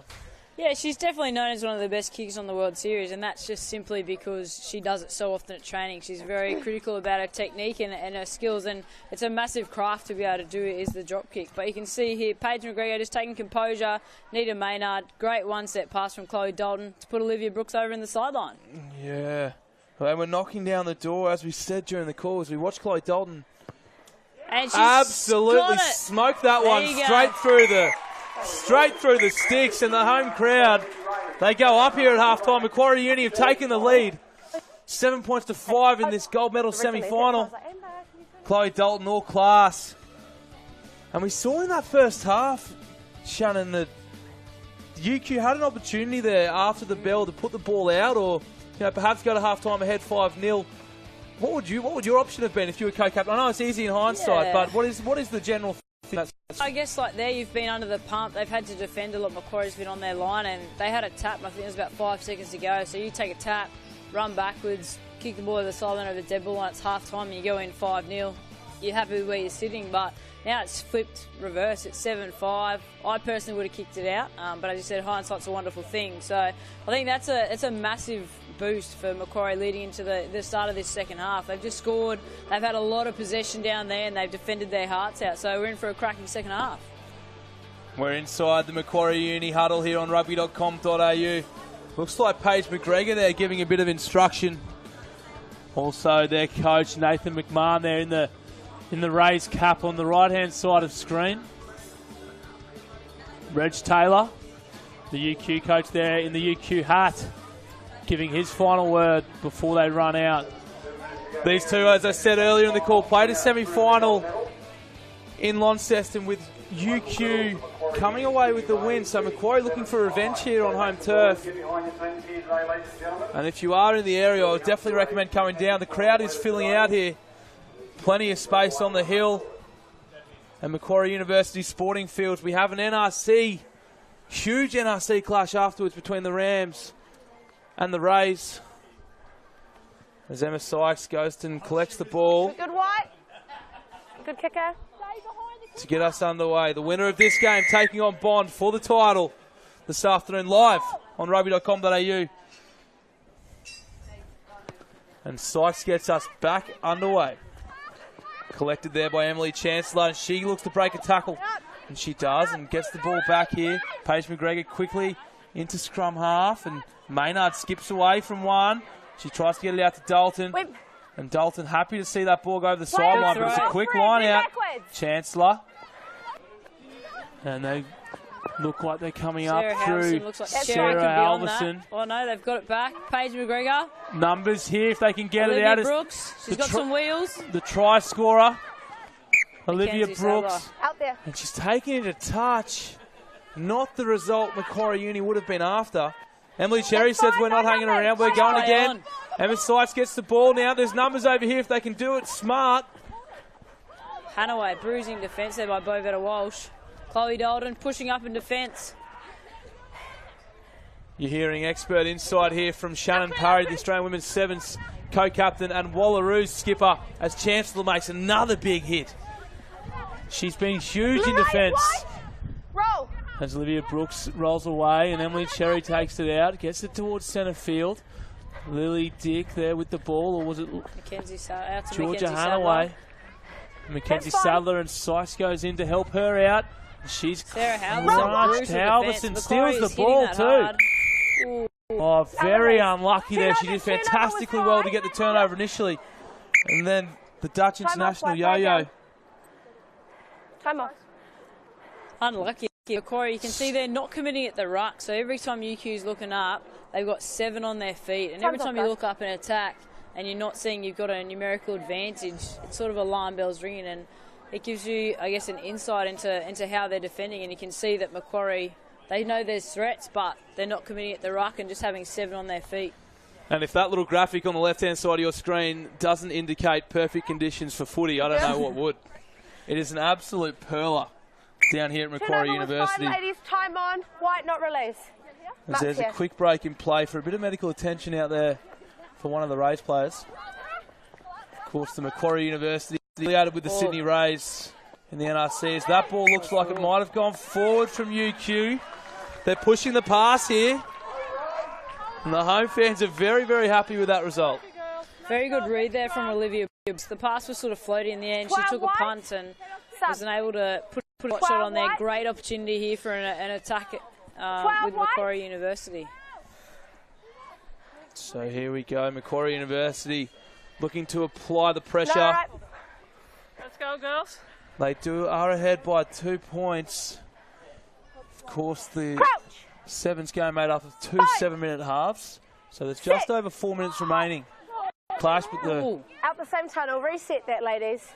Heard it there from the referee. The ball in and out of the same tunnel, meaning a reset of the scrum. The University side will still get the feed. Paige McGregor. Sit. Feeds it in now, and the ball does spit out. Great scrum from Macquarie. Maynard assesses the options, finds McGregor. Inside Cherry. She steps inside again, but she's caught by Sauce. They back out here. Chancellor looks up. She thinks she can go herself. Goes into contact. Gets the ball back out. Chloe Dalton's got it now. But another forward pass. Oh, you fancy Macquarie Uni. We're going to score there. They definitely had that opportunity there, but, you know, die-hard defence there from Emily Cherry and a UQ teammates to shut it down. But that was a good opportunity there for Macquarie. As Maynard looks like she might take a spell.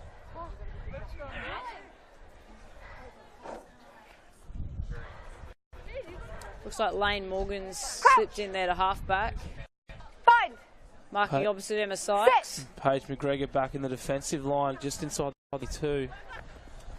She's all over Emma Sykes there, but Sykes with a great pass. Now Emily Cherry. She's a game breaker, we know that. She hands the ball back, and they're getting up towards the 22 here. Cherry again with her hands on the pill. She goes back towards centre field. A big storming run there from Tafita Fomai. Ball's available. The ball's available. Georgia Hanaway picks it up, gets it out to Sykes. She steps right inside. She's hanging on to her jersey there. Halverson. And Sykes proving a hand. Great life. Emma Sykes. Halverson. Georgia Hanaway breaking into the backfield. She's brought down on halfway. Halverson again with some great defence. Cherry just slowing it down there at the ruck. And it's Tafita Fomai again. Tafita Fomai, fantastic run. And here goes UQ. Chancellor jumps out of the defence. She's got to get back. She does. A great hit. She goes digging for the ball. She gets it, but she was off her feet. Unlucky. The physicality there definitely from Macquarie. Big couple of minutes coming up in defence. And this is just the position Emily Cherry likes to get the ball. She sees there's no sweeper. She kicks it through. There might be an advantage being played here. There is. No advantage, ladies. And you might find... I thought there might have been some further action on that, but there wasn't. She's taken her out late. Penalty. Potentially on that kick. Great vision there from Emily Cherry. They thought there was no sweeper. They were playing 7 in the line and just dinked it in behind, and 10 out of 10 times you'd back her speed to get there. An absolutely fantastic showcase of Sevens rugby here. Best of the best. Live from Macquarie University. Broadcast on Rugby.com.au. We do have 2 more tournaments to this one in the series. We head up to the University of Queensland next weekend, and then a fortnight after that on the sunny Gold Coast. Looking forward to that. We'll have it all live for you on Rugby.com.au. All the analysis, all the highlights, full replays on website. No deals will be using that injury break there to suck in a few deep breaths. We've got a block-busting chance to go here in this semi-flash. Macquarie Uni leading by the barest of margins, just 2 hoops in it. Sykes looks up, passes it inside to Van Vinbergen. Sykes gets it back. She's taken there. Kaihu has the ball. She gives it to Van Vinbergen. Storming run. And she's gone well inside the 22. They're on hot on attack here. Cherry has the ball. They're on. Here goes Sykes. Sykes pins the ears back. Clock missing hard, but she won't be able to stop her Aussie Sevens teammate. So Macquarie Uni find themselves behind. A minute to go thanks to a Sykes try. 10 points to 7, kick to come. Great composure there, Hanaway, a quick one-step pass, and the wheels from Sykes in the corner. You can just see the longer you hold on the ball and attack and you retain possession, the defence is going to wear down. But there's a huge 1 minute, or we've got probably 30 seconds now after this kick. Macquarie's going to get one more chance, whether they can take it on the buzzer or not. And a huge conversion attempt here from Sykes. That would have pushed it out to... They would have had scored the try and needed to convert, but now it's just 3 points. So a try will be enough for Macquarie University. Let's go, girls. Sykes is going to restart. She's definitely making the most of running the clock down as she gets back into position. I don't know if she's seen it, but this right-hand corner, there's plenty of space. If she's got a decent boot on it, and she spotted it, there you go. If she can get this out, they've got one chance, Olivia Brooks. The full-time bell goes, so this will be the last play. A big hit there. She's on the ground. Tafita Fomai making a presence felt, and that's a penalty. She wasn't tackler. She wasn't to UQ, and they're going to seal it. Emily Cherry comes over along with Emma Sykes. Get out on the full. Oh yeah, once you've tapped it. Emma Sykes is clarifying the rules down with the referee. She taps it once. She boots it into touch, so it's going to be a replay of the Launceston final. Bond University will take on the University of Queensland after they defeated Macquarie 10-7. Wow. Macquarie Uni, I thought they had it there at half time, but UQ came home too strong. Yeah, great spectacle there from both teams, and we knew that the semi-final clashes were going to be very hotly contested, and this final is just going to be even better in the bronze medal match, and it's great to see the teams are improving from round 1 in Launceston to bright sunny day here at Macquarie Uni. We're going to have the finals coming up for you from 12:30 p.m, but first of all, we have a wrap-up of the first session with Verity Bolton, Aussie Sevens superstar Emma Tonigato, and the Aussie Sevens coach, Tim Walsh. Thanks, Marty. That's right. I'm down here with head coach Tim Walsh and Emma Tonigato. Walshy, what a tight game there. Yeah, that was very impressive. I saw Em Chancellor in that first half there around that ruck just turning over some ball, but the world class of Emily Cherry was the difference. And then even Chloe Dalton on the stroke of half time, nailing from the sideline, gave him that 2-point edge. But that was a fantastic battle, and it could have gone either way, but just UQ sort of held out at the end there. Now we're going to have the same final, UQ versus Bond, but that Bond versus Griffith game was pretty tight as well. Yeah, absolutely. And I think, look, Charlotte Castick was everywhere again, and I think if UQ sort of shut her down, I think it could end up in the same result. All right, now University of Adelaide ET, they've come out firing today. Yeah, they've done really well.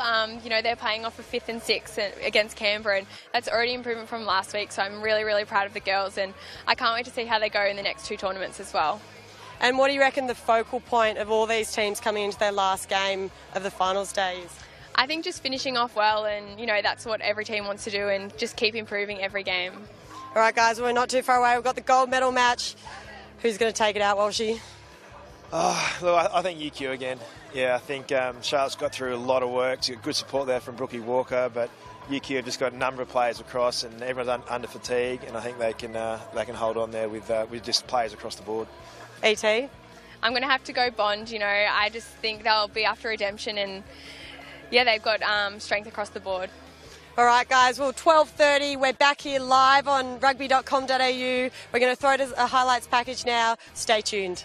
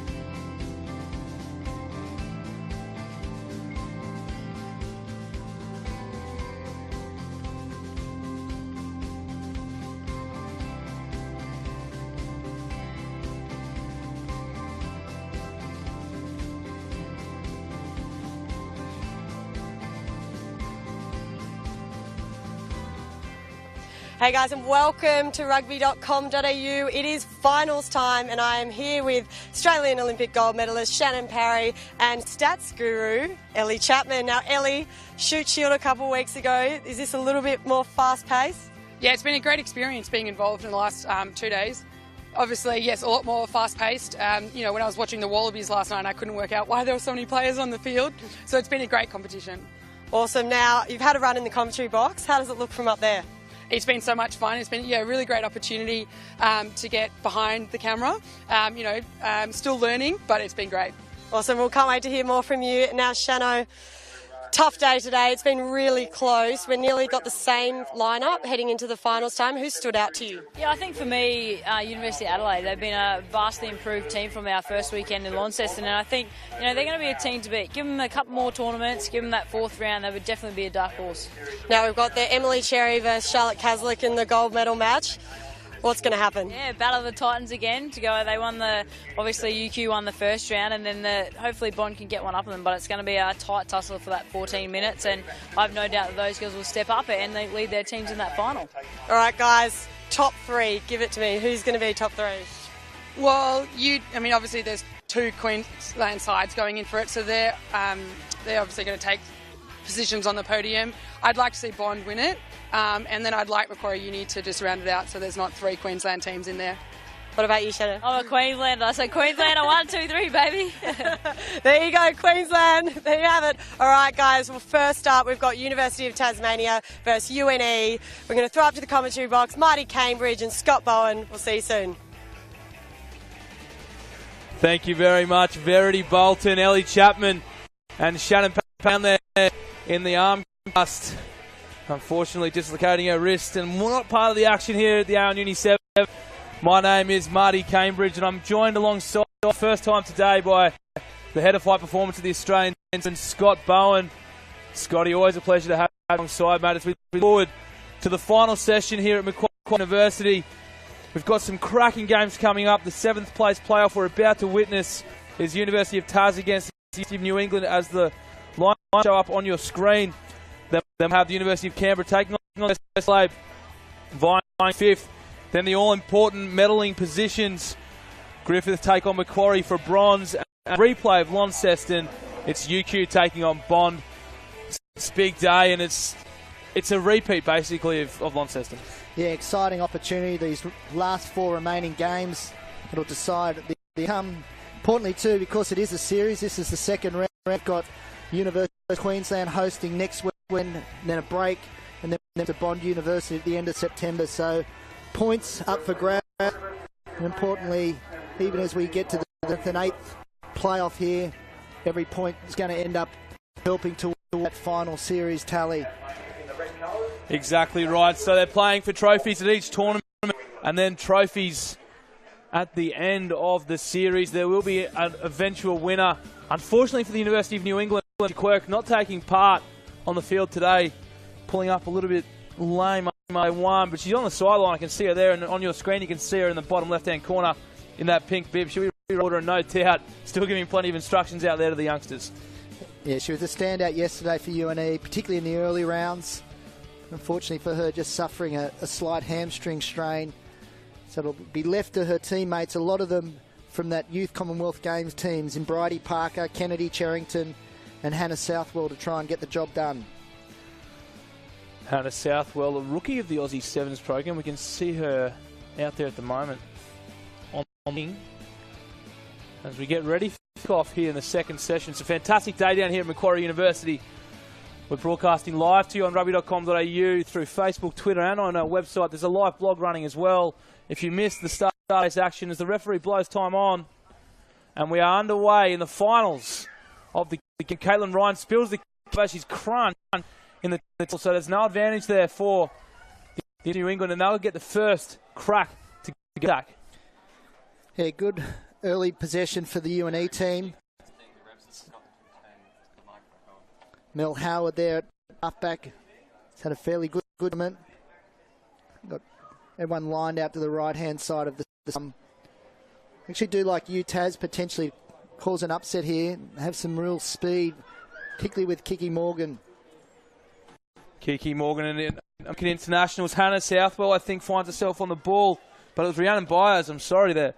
And University of New England look up and they still go down that side, and Rhiannon Byers had a second crack at it, and she's going well. She's in there by Caitlin Ryan, the University of Tassie skipper, with a try saver as they keep going. University of New England, Kiki Morgan, a big hit as she goes searching for the ball. She can't find it. Byers finds herself at scrum half, but it's dived on by Sydney Watanabe, but the ball back for the University of New England. And they come to the left side. They've got space out here. Here is Hannah Southwell now. She palms away from one. She won't be stopped, I don't think. She's still wrestling to get the ball down. What will the referee decide here? Held up. What a try saver by Shanice Parker. Two Aussie Sevens rookies going head to head. Hannah won't be happy with that result. No, an excellent carry to the line. Hannah Southwell, she palmed away Olivia White. But as you said, Shanice Parker just came across. Looked like she was over the line, tried to improve the position. And well done, Shanice, tucking that ball up. Still on attack, UNE. Scrum 5 metres out. That is desperation stuff from Shanice Parker. She's been in red-hot form for the University of Tasmania in both tournaments so far. It's a huge scrum from the Tassie side, and they win the ball. Well done to the University of Tasmania. And they're struggling to hold on to it, though. And there you hear it from the referee. So they'll be in for another tough scrum here, the UNE. Olivia White charging ahead, laying a foundation.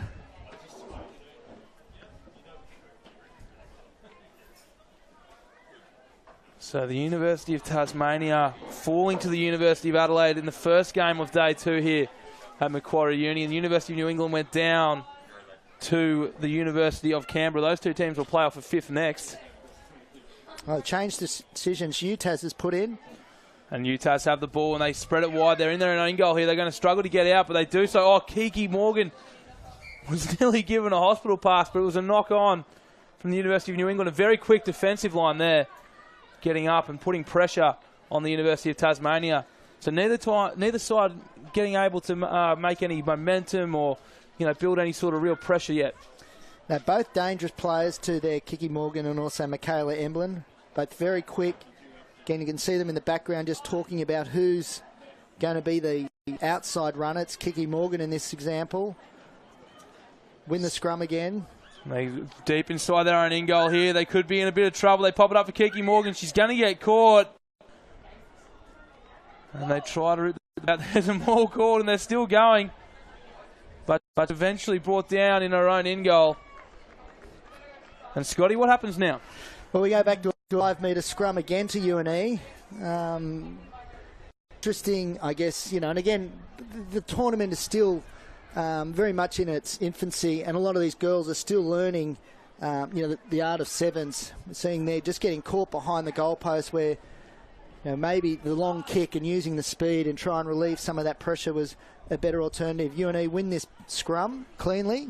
So they've got an opportunity here to get first points in this playoff for 7th of the Aon Uni7s from Macquarie Uni. They get it out to Byers. Byers palms away from one. Kiki Morgan won't be able to catch her. So there is the first try of this 7th place playoff from Macquarie University. That's Rhiannon Byers getting her first 5-pointer. Yeah, she's very strong, carry the ball around her. Good early shift with the loop. And then just providing virtually a one-on-one opportunity with 20 metres of space. Good fend, pushing Michaela away, and a good early start for the UNE team. Taking it to them a while, but eventually they've been able to convert that possession. Might take this opportunity to ask you about pre-seasons. Mel Howard hits the upright. There, the Aussie Sevens girls well and truly into their pre-season at the moment. What's up next for the girls? Yeah, well, we've obviously got these couple more rounds to go with this Aon University series. But then I guess the next big tournament is in Bendigo, where we'll be playing the New Zealand team. Will come across for a 5-match series in preparation for the World Series, and then also obviously the Com Games that's coming up in 2018 at the Gold Coast, and the World Cup, which will take place in San Francisco next July. Yeah, huge 12 months coming up for our Aussie Sevens gold medalists. We love watching them. And, of course, they'll be back on home turf for the Sydney Sevens in January. Played on Australia Day too in 2018, so I'm sure we'll have a huge crowd there as they try to wrestle the ball to ground. The University of Tassie, and they're struggling. And there the referee blows the whistle. Fantastic work from the University of New England, holding that ball up, causing a maul. And as soon as the ball wasn't going to be able to get out of that situation, they win the scrum. Yeah, just one of the other injured players for UTAS in Lauren Murty as well, who limped off in the last game. She's been their key sort of ball player. And just see at the moment, UTAS just struggling to maintain possession and move the ball to space. Insights from Scott Bowen, the head of high performance of the Australian Sevens program, as the University of England go in search of more points. Rhiannon Byers with the clean out. Now she plays halfback, but the referee pinning her there at the breakdown, I think, for playing it off her feet. I'm not too sure. But they come back now. The University of Tasmania. Huge hit, Hannah Southwell. Really applying the heat to the University of Tasmania as they counter-ruck well, as they kind of pick it up through Inga Visser, and they do go forward. Rhiannon Byers, the try scorer from earlier, beating a couple and brought down 5 metres short. There might have been a steal from UTAS. It is. They pop it up. And the referee's seen a forward pass from the University of Tasmania. They are struggling to get out from their red zone. Yeah, it was Shanice Parker that got in there and stole the ball for UTAS. But unfortunately, ball just coming free. And I think this is about our 5th scrum within 5 metres of the line of the first half. So UNE with a great opportunity to go 2 tries up. Split field, plenty of room either side. Rhiannon Byers again might be a target. Yeah, plenty of possession and territory for UNE. Just the 1 try so far on the board. They'll be desperate for more points before half-time. And in the same breath, UTAS will try and hold them out. Fantastic tackle there. UTAS, and it's been a knock-on. So they survived the University of Tasmania. And they are pumped up heading into half-time. They'll be very happy with that defensive effort. Yeah, they did well to hang on there. Again, just the key is just getting out of their half. They've really struggled from the restarts. They've turned over both their possessions, and that's just allowed UNE just to sit inside the 22. They haven't been able to put the score on the board with the amount of possession they've had. I guess it'll give an opportunity for the UTAS team and their coach Luke Burgess to regroup and maybe just talk again around just that focusing around there when they do get the ball, the importance of the seal, the person supporting the ball carrying, getting their head up. That's where they're sort of getting beaten also to the punch with Hannah Southwell counter-rucking and seeing if they can provide opportunities for Kiki Morgan and also Michaela on there. Just Tom Bauer as well, the UNE coach, Alicia Quirk. Just looking at focus, maybe about just moving the ball to width. Good carries, again, simple, doing the fundamentals well. The team that does that in this half is going to be the one that ends up securing that 7th place. Fantastic insight from Scotty Bowen here at Macquarie University. We're live on Rugby.com.au and we're down to the nitty-gritty. It's finals day at Macquarie University in the Uni7s. And the UNE side ahead at the moment in the 7th place playoff. We've seen in a few occasions how quickly that can turn in sevens, especially. Canberra and Adelaide play off for 5th next. Then the bronze medal match between Griffith and Macquarie. And again, in a replay of the final, Launceston Bond hoping to get revenge over UQ in the grand final of this tournament. And then, of course, we have the NRC straight afterwards. If you're in the area, I would absolutely recommend getting down. As we're back underway, and they go for the touchline with the kickoff. And that's a fantastic result for UTAS. Yeah, it was Lauren Murty who has come onto the field in the second half, and she could be a game breaker for UTAS. It's smart ball distributor, and they're just seeing an opportunity down the left-hand side from the restart. And Shanice Parker getting through and pressuring the UNE team. Great work there from Murty and Parker. Murty with the throw-in. She gives it to that woman, Shanice Parker. She tries to break through a couple. She's held up. No, she's not. She's still going. And she's brought down just inside the touchline. Oh, unfortunately there. She must have placed a hand or a foot on the sideline. As they play on quickly, University of New England. And they're off, and they look to go wide. The ball in the hands of Southwell. And as Byers are actually over there on that far side, and she pops the ball back on the inside to Katie Gilbert. As they drive it forward. Byers at scrum half. And she gets the ball back towards centre field as they look to spread. Now it's Southwell with ball in hand. She steps off her right. She looks to go straight through the centre. She's brought down by champion Peakman in the ruck there. She gets pinned for not rolling away at the breakdown, so it's a quick tap and they're off again. They want to play to quick speed. It's Kennedy Cherrington now in that headgear. She gets away from a couple. She steps around another one. She's going herself. She looks like she's going to cross the 22. She's getting chased down here by Michaela Emblem, and she pops the ball back up, and it's a good run from Katie Gilbert, but she's also brought down as Kennedy Cherrington does a second effort. She gets the ball out to Byers. Byers brings it back. Champion Peakman's beaten there, and Byers looks to go herself. She reaches out. Lauren Murdy unable to stop Byers, and she gets her second try of the match. It was on the back of some very good running from Kennedy Cherrington from Perth. She skipped across from the right-hand side to the left, probably on about 4 or 5 occasions. And then again, some good work around the breakdown. And Rhiannon Byers, she's a good carrier. Again, just holding her feet, reaching out, and giving the UNE team the opportunity to go further ahead. Yeah, she skipped through that Tasmanian defender. So important to make those one-on-one tackles and sevens because there's so much room and you can be exposed very quickly. Well, when you miss one, that just means one of your teammates has got to clean it up. And on that occasion, Kennedy, there's about 3 people that missed her, which ended up being that everyone was scrambling back to the same position on the field.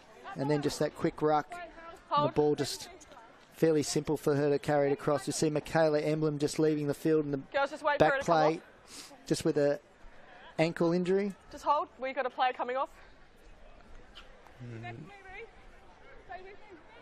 Olivia White also taking a spell for Tassie.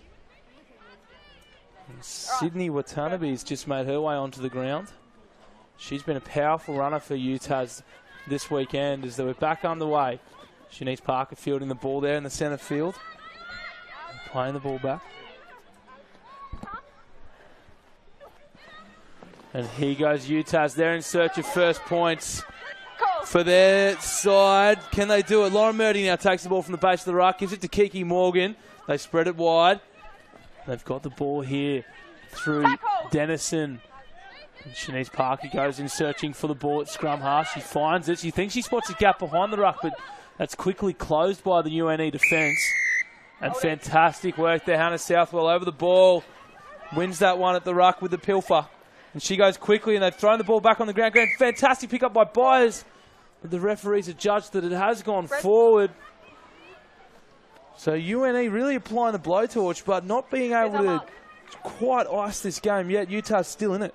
Yeah, just lacking that composure, which we've seen, particularly yesterday, the influence of Alicia Quirk and the communication that she offers to her teammates. Just struggling. You can see, again, plenty of energy and willingness, particularly around the contact area, but just when they're getting their opportunities with the ball, just rushing it, offloading to someone that's not in a better position, and they're just, just allowing UTAS to remain in the game just through some fundamental errors. Watanabe feeds the scrum. She collects it out the back and quickly hands it to Murdy. Murdy spots a gap. She's a speedster, but she's held there. Oh, and unfortunately the pop pass goes forward. They were away there, UTAS, and they need to be next to score if they're any hope of taking out 7th place in this tournament. Very unfortunate there from Lauren Murdy. Like you said, Scott, she is a game breaker, and she showed there she's got the skills to put her teammates into gaps. It's out. And the ball was out, and she tackles her. And it was out. Unfortunate there from Mel Howard. She thought that she didn't get a good crack at getting the ball out from the scrum there. And Lauren Murdy showing plenty of experience to sack her at the back. So with 90 seconds to go, they really do need to score in this play, give themselves a chance to again have a chance of winning it. And it's going to be Kiki Morgan with the one who's going to be the game breaker if she can get possession in space. So here they go wide, and here's Champion Peakman going off on a dash. She beats one, she gets around a second one. Has she got the legs? She's going over the 22, she beats the other one. Champion Peakman, what a try. Wowee, and a fantastic effort. You thought it was going to be Kiki Morgan, but Champion Peakman shows she's got gas too. Yeah, they went the right-hand side to Champion, and outstanding speed down that right-hand side, 75 metres. Need to still get on with play. though, UTAS. 45 seconds remaining. Be nice if they could kick this one. It's in a relatively good area. And there is the conversion attempt. And it's just away. So 10 points to 5. Champion Peakman with plenty of work to do after receiving the pass from Denison. Their coach, Luke Burgess, will be very happy with that one. We ready? And UTAS now with the restart. There's next to no time left on the clock. So they need the ball back in their hands, and the restart goes deep, which is not the result they would have been chasing. Mel Howard brings it back up to the defensive line. A big hit there with Tanabe, I think it might have been. And they need the ball back here, UTAS. They need a turnover. They don't commit anyone to the ruck.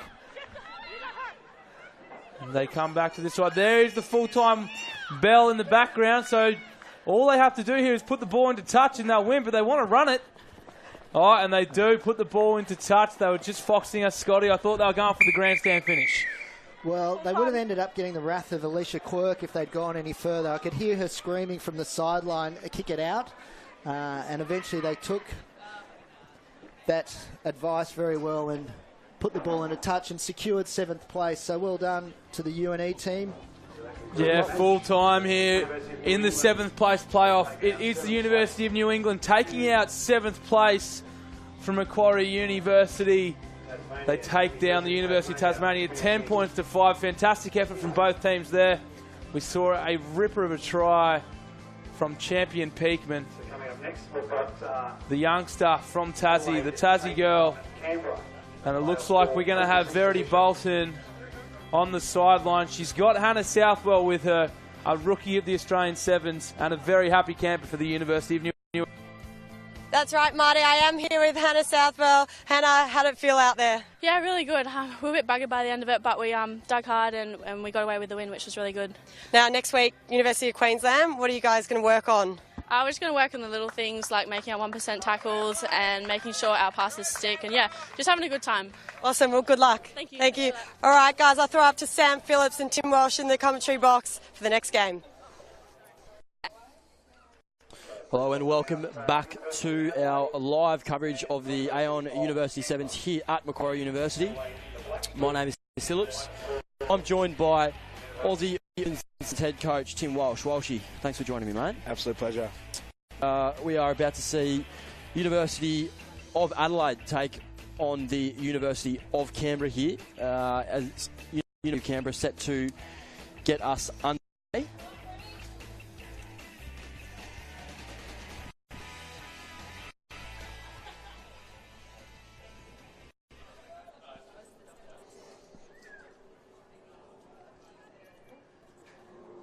As the referee checks her watch, blows her whistle, and we are underway here in the 5th place playoff. Great restart. But it's a little knock on there, so Mahalia Murphy going up against the height of Abby Gustatis there and was unable to bring the ball down, but Adelaide will get first crack with the footy. Yeah, a fantastic contest straight up. Beautiful kick. And Mahalia Murphy, she's extraordinary in the air. From Abby as well. That was a great start to the game. Bind. So Australian 7-star Varney Polite, I think it was probably put some of the best hits on all tournament. Defence has been insane, hasn't it? Oh, Varney has been big. She has just been all over the field. So Varney feeds the scrum. She flicks a pass away with one. Tyler Birch is going to have to go back and pick up the scrap. She does. Here's Rebecca Jones. She's not able to beat the defence of UC. Driven to the ground, and now they're inside their own 22. Here's Varney. She looks out to her right. Now Varney breaks a tackle. Yeah, she was just waiting for someone there. Oh, she's still going. Oh. He's still going. Police are down the left-hand sideline. Staples is flying across field. Can she bring her down? Inside to Mahalia Murphy. Staples makes a tackle. Oh, what an offload. Can University of Adelaide score? Yes, they will. What a try. 2 Aussie Uni7s in stars in full flight. Or 3, actually. Cassie Staples chasing them down from the other side of the field. But that was just world-class from Varney and Mahalia. Basketball pass on the inside. love a bit of basketball background in sevens, don't we? That was fantastic there by Varney. So a really good start for the University of Adelaide, who pretty comprehensive in their semi-final win this morning to get into this match. As we have a look here, Varney just shedding defenders at will, able to stay on her feet there, and that was crucial. So strong. Great support there from Mahalia Murphy. Varney was just ghosting across field, just looking for someone to give her an option, and thought, okay, no one will. I'll do it myself. I'll do it myself, and away she went. Murphy, really good support. Good ball transition there from Varney as well. Into the left hand, right-handed fend. Just make sure there's no complication, no problem putting that ball down. So the experience shines through there, and Police able to be one to get us back underway. A little short grabber kick, trying to catch Canberra napping, and but they've been able to. They've dropped it though. So Uni of Adelaide are going to have another crack with the football here. Some hands. Some incorrect entry there from Abby. Shame there. Abby. Gustatis. Yes, Gustatis. I'll leave that one to you.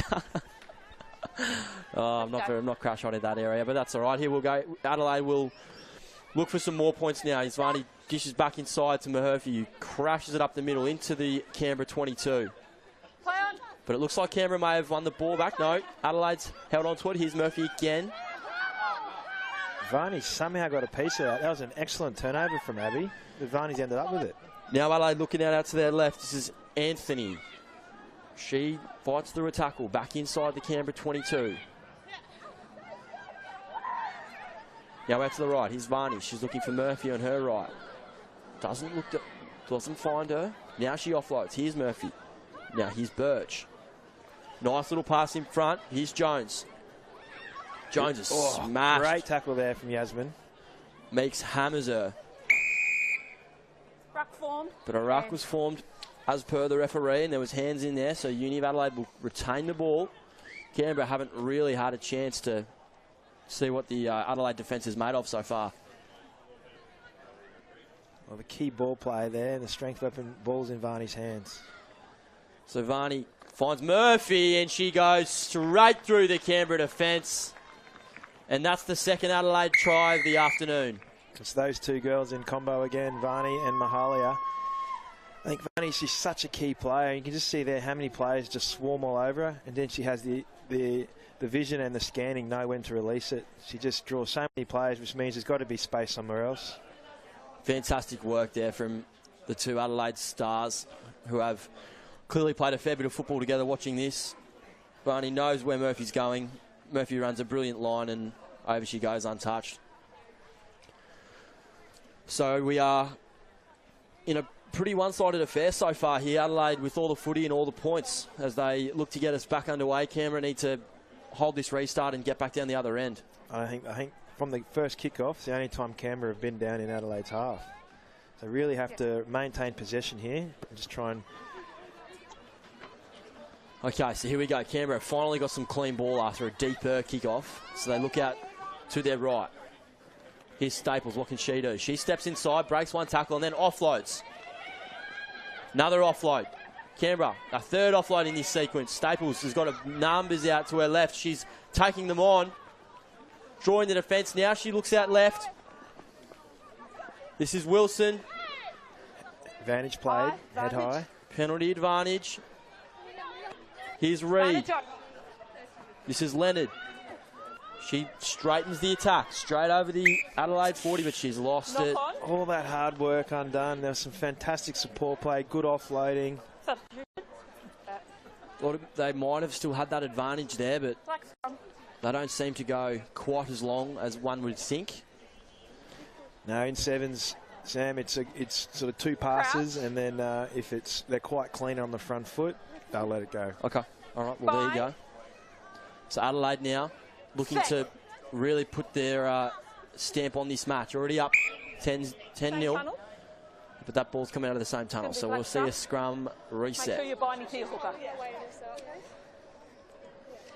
Adelaide, pretty big improvers, Walshy, from what we saw in that first tournament. They've been exceptional. I think they're really starting to get some combinations going, and they're really enjoying themselves, which is always a huge difference.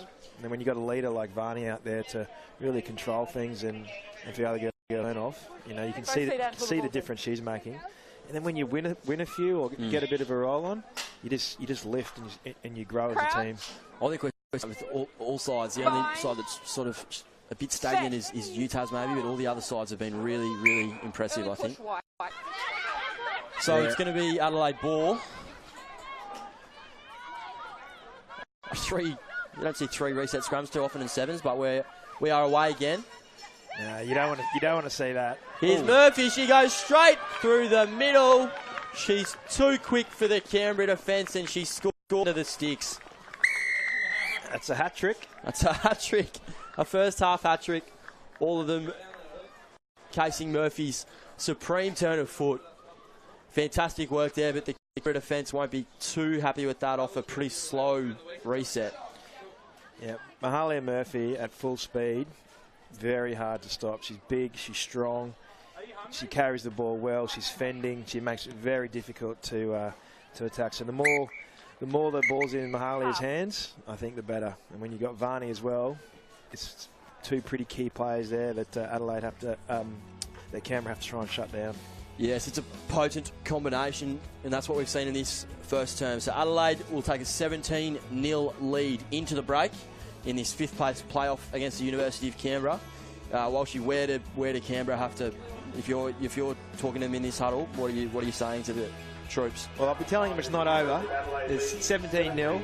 Unless you get sort of 4 tries out, then you're sort of looking at down the barrel of a loss. But it's really important this next minute that they get over the line first. And the only way they're going to do that is by looking after the ball. They're going to receive the kickoff to get in position well, and then just be running around in 3. As soon as you pass that ball, you follow it in and make sure that if you go into contact, it's coming back your way. You hold on to the ball 4 or 5 phases, they'll get some points, they'll get a try. Now Adelaide will start to feel the pressure, and then it'll be game on. But this next 2 minutes, the next point scorers, absolutely vitally important. We've seen as well Bond and UQ going through for a back-to-back grand final replay. Your thoughts on their performances in the semis this morning? Yeah, look, they were impressive games, and the good thing about both those teams, they got some talent all over the field. But clearly, the standout for Bond was Charlotte Caslick. So I think if UQ can shut her down, then I think it'll be a very similar result. You got good support there from Walker and Stacey Flood, and a couple of other young guns coming through. And then UQ. I think Emily Cherry was the difference for that last game. Definitely. I think that's what we saw in the first tournament as well. So the Aussie 7 stars coming to the fore as one of them kick off in Murphy. And Canberra going to get first use of the ball. They need some points early in this second term, as they look out to their right. And there's space down that right-hand side, but it's a good cover tackle by Eva Kapani, who's been one of the stars of this Adelaide side. And they're going to get the ball back, Adelaide. That was a beautiful tackle. She tracked her really well, used that sideline as another defender, and then when she got hold of her, just kept the legs driving into touch, turnover.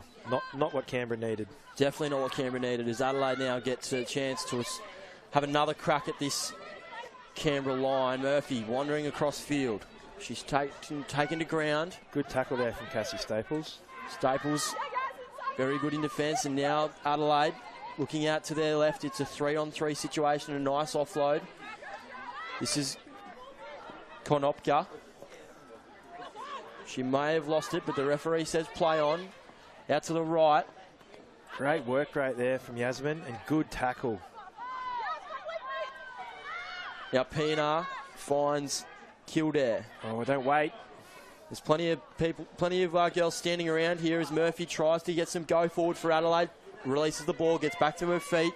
Staples in a little physical battle with Murphy there. Out to the left come Adelaide. We've got some players running onto the ball at full tilt. This is Alvino. She's gone straight through the line. A brilliant run. And that's Adelaide's 4th. That's what I like to see. You can see the few players fatigue, and as soon as someone hit it at pace and hit it with intent and a bit of direction, she just looked like she was twice as fast as anybody else.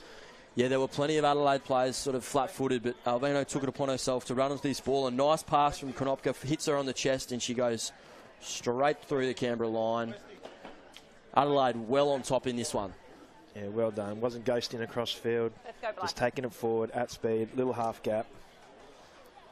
as we see the conversion unsuccessful there. So Adelaide take a 22-0 lead into this one now as Vani Polite re-enters the fray. It looks like she just had a bit of a breather for her Aussie Sevens teammate Mahalia Murphy by the looks of things. Yeah, some great interchanges there from James. Giving the girls some game time and using the strengths there as well, making sure there's one of those girls on the field right at the same time, at any one time, just to guide them around. Now Adelaide are going to get another chance to go over. This has been a dominant display. As Kildare looks to her left, this is Polite. She straightens, goes back to her right and sets up a try. Adelaide are in again. Rebecca Jones getting her name on the score sheet for the 5th of the afternoon. Very comprehensive victory here from Adelaide and very good improvers. Probably, yeah, like you said at the start, Sam, one of the, from last tournament to this one, but even game by game, this Adelaide team's looking stronger and stronger. Yeah, they look like they'll be pushing for that Final Four spot up in Brizzy, University of Queensland, next week. As Polito has a crack at goal, but it's no good. So 27-0, a comprehensive display, as we've just heard from Australian Women's Sevens head coach Tim Walsh. Complete dominance from Adelaide here. Canberra really unable to get any consistent ball in the Adelaide half, and they're going to have a chance to do that now. As a nice high restart from Polite, but Canberra will secure the ball. Maxwell looking out to her right. This is Staples. Staples slices the line. She's very, very quick, and she's away. She's on a slaloming run, but she can't hold on to the ball. Now Adelaide is away again. A great offload there from Alvino. Adelaide ball just inside the Canberra half. This is Karpani. What can she do? Nice tackle from Sammy Maxwell. Sammy Maxwell. That's nice and low. tackle. Rack form, hands. Police assessing her options here. Goes back to her left. Can't find Kapani. She picks up a loose ball, but they've recovered it. Here's Kapani again. Here's Varney. Oh, she's put a crossfield kick in, and it's a foot race now. Canberra need to clean this up. Some nice work there. And now they get their chance to put some points on the board. Oh, that's from the side. Directly in the side. Don't think there's any hiding that. And Canberra, now they get a quick restart. Can they go? They just got to hold on to the ball, Sam. They're going one phase and turning it over. Now they are away. Where's this is support? their chance. Wilson, has she got anyone with her? Oh, great ball. This is Staples. Great pass. Here's Carter. Another good pass. Need to get the ball out wide. It's a 3-on-1 out here. This is Ash Kara. She's got to draw the defender. Steps inside, and Canberra are finally in for their first on this 5th place playoff. Australian touch player, Yasmin. Great footwork there. The Adelaide defender overtracked off the left foot. Almost untouched. It would have been a touch try. Would have been a touch try. As Meeks slaloms her way through the defence to score. They finally, as you said, while she held onto the ball for 4 or 5 phases, some nice offloads, some nice passes, and that's what you get, some points on the board. Yeah, I think that's going to be Canberra's work on during the week leading into Gold Coast next week. What's next week? UQ next week. Yep. They just got around that ruck area. That's got to be first in there in their threes, get good ball presentation, and get those attack sealers in. There's no secrets to the game. You hold on to the ball, you'll score some tries. Yeah, got to value that ball, and I don't think Canberra's done that quite well enough this afternoon. That's Carter. Time back on. Gets us back underway with 30 seconds to play. Kapani's going to take this ball and immediately go on the attack. Sheds a defender. Oh, puts a huge palm on Ash Kara, but she's finally brought to ground. Not rolling. Probably 11. not the player I'd be kicking to. No, don't want to give her a head of steam at any stage, do you? She's a destructive ball runner. So Adelaide looking to put one more to throw some salt into the wound. Oh, it's a good pass. That's a sensational pass. A no-look pass to PNR, and she's away down the right-hand sideline. Staples, though, what a tackle. Gee, she's a good cover defender, Staples. Bundles PNR into touch, and that'll do it. Adelaide have secured a 5th place finish with a 27-5 win over Canberra. Was it Kildare? A lovely pass, left to right, off balance. Quick two, right out in front. So that'll lead us into our bronze medal match between Griffith University and Macquarie University. But first, we're going to go down to Verity Bolton. Thanks, Sam. Well, I'm down here with Lauren Kilda, captain of University of Adelaide. Lauren, what a game. You must be happy with that. Absolutely stoked, honestly. It was our goal to come 5th after our games yesterday, and we're fucking I can't see that. That's all right. Now with the absolutely over the moon, stoked. Now with the likes of Mahalia Murphy back in the team. So good. So good. She just adds that extra bit of punch and power and speed in the team, and it's made all the difference this weekend. Awesome. We'll go enjoy, celebrate. Well done. All right, guys, up next, we've got the bronze medal match. We've got Griffith University versus Macquarie of University. Throw it up to you guys in the commentary box. Yeah. Welcome back to our live coverage of the Aon University Sevens here at Macquarie University. My name is Sam Phillips. Alongside me, Australian Sevens star Emma Tonagato. Emma, thank you very much for joining me. Yeah, thanks for having me. I'm really looking forward to this one. It's going to be an absolute cracker of a bronze medal match between Griffith University and Macquarie University.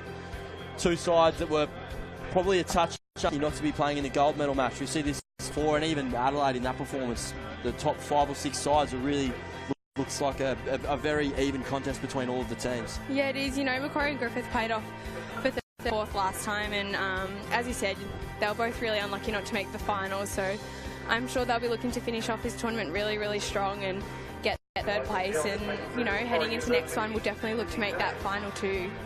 And your Romers looking like one of the most improved teams in the competition.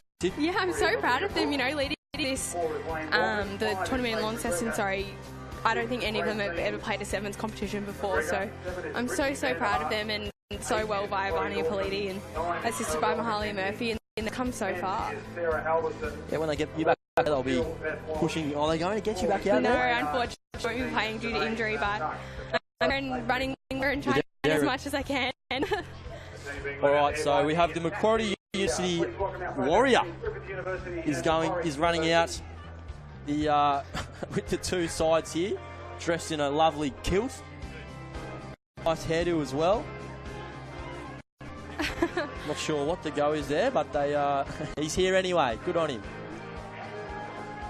So Griffith and Macquarie set to do battle for 3rd place here at Macquarie University as the hill starts to fill up. Of course, we have the NRC kicking off this afternoon between the Sydney Rays and the Greater Sydney Rams. Yeah, getting a pretty good crowd here today, I reckon. Very nice crowd following in. As Griffith get us underway, Lauren Brown, a nice high kick, and there's going to get a contest here. Oh, but a good take and a good tackle from Griffith as Macquarie get first use of the ball. Here's Chloe Dalton on this left-hand side. She straightens the attack. Goes to ground. Now Macquarie. Oh, but there's a penalty. That's holding a bit unlucky on. there. Griffith, yeah, I didn't think there was anyone over the ball, but the referee disagrees. A few hands up in the air on the Macquarie side of the sideline. Yeah, Griffith in a great early attacking opportunity here. Masters is going to get us underway. Looks out to her left. As Griffith shifted across field, straightened up by Laura Waldy. Here's Ahu Fungaloka. But the ball has spilled at the back, and Griffith are going to score. There's a few protests from the Macquarie girls. I'm not sure what happened then, but awesome reactions by Laura Waldy, and she just picked it up and went straight through the middle. Yeah, so Waldy's got the first try of the afternoon. A bit of a stop-start affair. So we have a look here. The ball spinning it. Oh, there looks like there might have been a knock on there from Griffith, but The referee disagrees. That's very important in sevens. You know, you have to play the referee's whistle, and that's exactly what Laura did there, and kick straight in front. Oh, I think she missed it, but yeah, awesome start by Griffith. Yeah, you can't be that half second behind protesting. Got to play the whistle, and unfortunately, Macquarie didn't do that. As Griffith draw first blood in this third place playoff. So Brown will look for another high restart like we saw initially to get this match underway. It's another good one. Oh, but Macquarie have gone onto it full tilt through Emily Chancellor, but she's left it behind, so Griffith are going to get another chance to get on the attack. No advantage there. It was lost forward. Yeah, it's really unlucky by Macquarie. That was an awesome attempt, but fortunately she just couldn't hold on to it. And Macquarie, I don't think they've even had one phase with the ball yet, so they'll be pretty disappointed with this start. There's still 5 minutes to go in this first half, so they'll definitely be looking to get an early turnover and hold on to some possession. So here comes Griffith again. It's going to be their use with the ball. Here's Brown. Sends it out to Traherne, the Wallaroo star. She's brought down just before halfway. Now Griffith come out to their right. Here's Marstons, another Wallaroo star. A tough person to bring down. As she's proving here, powers over halfway. Oh, gee, I reckon Macquarie's stiff there. Yeah, that's a little bit unlucky. Chloe was definitely trying to attempt to roll away, and unfortunately she got pinged for it. So now Griffith are away again. Here's Traherne. She gets rid of the first defender. Gets rid of another attempted tackle. She's still going. Look at that leg drive over into the 22. Roll wide. Another penalty advantage for Griffith. Here's Fungaloka. She looks out. She decides to straighten. Back inside the 22. It was stripped, fine, then lost forward. Stripped, that was fine, So then it was Macquarie forward. Can't catch a break. cannot catch a break. 3.5 minutes into this first half, and they have barely touched the football. But also for Griffith, you know, I think in the last game they were a little bit rushed and didn't take their time and did a few silly offloads and things like that. So they've started off well, you know, they have kept control of the ball quite well, and I think they should be pretty happy with themselves. So here come Griffith again. They need some clean ball out of this scrum for Lauren Brown. Is she going to go left or right? She goes right. Nope, she's going to go left. Here she comes. Tries to put field away, but the ball's left behind. Advantage. Now Macquarie's turn with the footy. Lost forward, and then it was a forward pass. White scrum. So Macquarie will finally get their hands on the ball. They would have liked some turnover ball instead, but I guess some ball's better than no ball. Yeah, definitely. I think it's only 5-0, so they're very much in this game, and you know, they are missing Dom Detroit with some speed, but you know, they have Olivia Brooks, number 3, out there, and she's been playing really, really well for them, and she's a fast sprinter, so that I think they'll look to get the ball in her hands. So here come Macquarie with their first chance with the football as Nita Maynard feeds the scrum. It's a nice scrum, and out comes to Brooks. What can she do? She's just been given a pump up by Tonegata, and she's left the ball behind. So Griffith now back on the attack. No advantage, says the referee. Lost board. Yeah, Macquarie just can't seem to get into this game, can they? They've just had turnover after turnover, and it's so much more tiring defending, so they'll be feeling it pretty early on. Yeah, they do got to get out of this first term. We've got about under 2 minutes to play. They'll do very well to get out of it, having just needed one try. Let's see if they can repel another Griffith attack here. This is Brown, chief playmaker, fine Hearn. She's out to her left. This is Field. Field's trying to take on down that left-hand sideline. Does she have the pace? She does, and Field has scored the second Griffith try of this match. It's just what they need to do, you know, spread it wide. And I think she's some kind of track and field athlete or sprinter or something, so she's obviously got some gas, and they used her quite well. Yeah, she's definitely got a bit of toe. And as she showed there, just too quick for Olivia Brooks down that left-hand sideline. Brooks did her very best to go with her. Just got to get those low tackles, which I think, you know, Griffith's just so strong up top, and they've got some big fenders, and when you go up against them, you just have to go low around those knees, even the ankles, and unfortunately, Macquarie just aren't doing that. So the conversion was unsuccessful. So still only a 2-try margin for Macquarie to try and reel in here. We saw how good they can be with the football when they in that semi-final this morning, but they just haven't had a chance in that Griffith half so far. So Brown's shaping to her right, but I don't think she'll be kicking it that way considering she's got one player out there. So she's going to look to her left. Let's see if Macquarie can get themselves back into this match. Nice high kick. Chloe Dalton calls mine. She catches it. Into the 22 now. Brooks spots a hole and she goes straight through. Where's her support? It's off to her left, but it's a good cover tackle. There's still numbers here for Macquarie. Can they get down this into this Griffith half? Still with the ball now. This is McGregor. She's on the ground. Here's Macquarie again. There's space down this left-hand sideline. A great offload there from Emily Chancellor. The ball has been stripped, and it's been... Oh, wow! Emily Chancellor has come up with the ball out of nowhere, and Macquarie, against the run of play, are on the board. I think that changed hands about 4 times there. That was extraordinary. Couple of strips. It was a strip and then a knock on directly into the arms of Emily Chancellor, and she's streaked down that left-hand sideline to score. As we look, Macquarie with their first chance with the ball. Chancellor was the first one to get the offload away. The ball was stripped potentially on the ground there. And then as Griffith tried to offload off the ground, Chancellor's gone through and ended up with the ball in her lap. Extraordinary try. Yeah, in sevens you just can't stop. It's, as I said before, it's all up to that referee's whistle, and if they don't blow it, then you just got to keep going, and that's exactly what M. Chancellor did then. So Dalton, hits the upright. That would have been enormous if she slotted that. So we have a game in our hands here. It's 10-5 to Griffith University over Macquarie University at half-time. And Emma, your initial thoughts on that first term? What did you see that you liked? What did you see that you didn't like? To be honest, I think Macquarie being very unlucky. They showed that they do have some strike weapons in attack, but they haven't even had the opportunity, and that comes down to defence. They've given away a few penalties at the ruck and things like that, so I'm sure Nathan Mum will be telling them to be a bit more strict and don't give away those silly penalties and just hold on to the ball. So Macquarie, as we saw, still well within a chance of getting that bronze medal spot.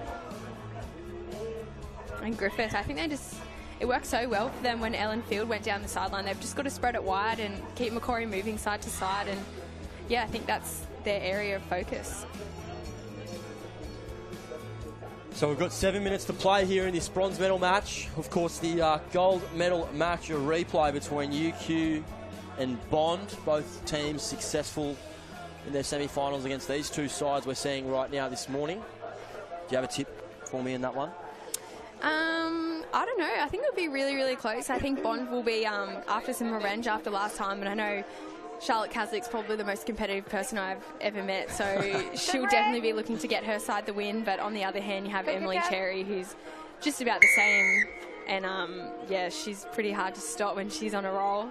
So that's a very good sitting on the fence answer there from Emma Tonagato. As we get back underway, Macquarie with the restart, and a fantastic one. They've got their chance to level things up here. Dalton out to the right. This is McGregor. Dalton again. She's going to have to take this one to ground. Get out, Red.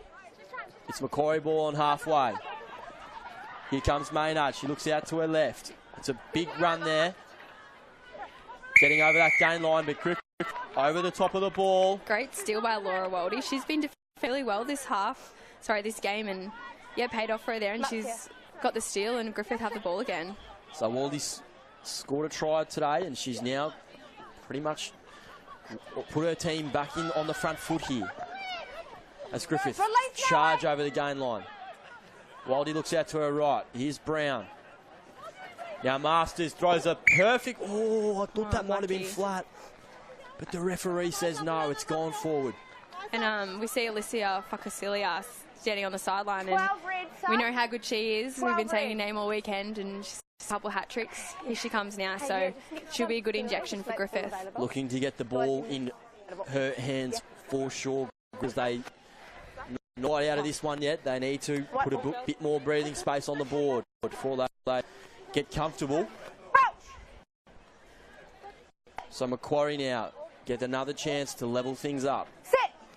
Could score from anywhere, and seen that all throughout the weekend here at the Uni7s as they look to slice through the Griffith line, but that's some nice defence.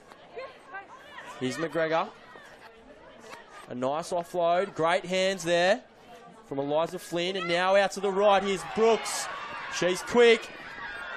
She dots inside, looks for her support. Some smart play there.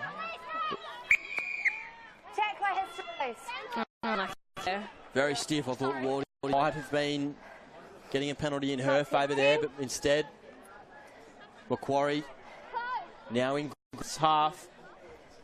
Let's use it, ladies. Mark's here. They're kicking out for the line out here. They'll use Chloe Dalton's boot and hopefully make some metres. Yeah, just there. So Dalton will look for the sideline. Haven't seen that much this weekend, have we? No. Oh, she hasn't found the sideline. So Griffith now.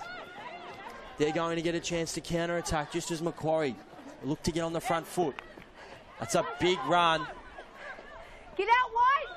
It looks like there might be some Macquarie hands in that ruck, and there was. So away we go. Griffith, they're trying to put this game beyond doubt. Some great hands there from Lauren Brown. She looks out to her left. Here come Griffith. Can they put the icing on the cake? Here's Spokosalia. She's brought down by Dalton. What a tackle. She covered some metres there, didn't she? Covered some serious ground. Get out, 12. That's fantastic work. Oh, I think the penalty count is about 10-2 to Griffith. That's extraordinary. I thought that was the tackler who got back to her feet, but the referee says no. It's going to be Griffith ball. Just yeah. A try here would pretty much put the result beyond doubt. There's still 3.5 minutes to play. But Griffith really would put the pressure on Macquarie if they can get it here. So as they look to the right, here's Traherne. What can she do? She puts Masters away, right-hand sideline. She's very quick, and she's too quick for the Macquarie defence. Griffith are in again.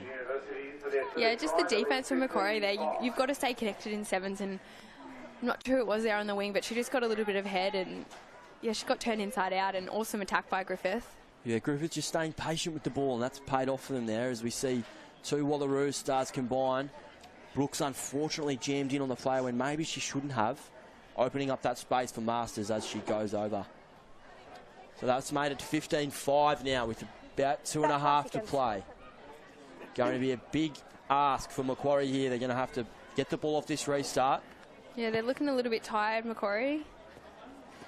Not sure how they'll go. The kick's unsuccessful.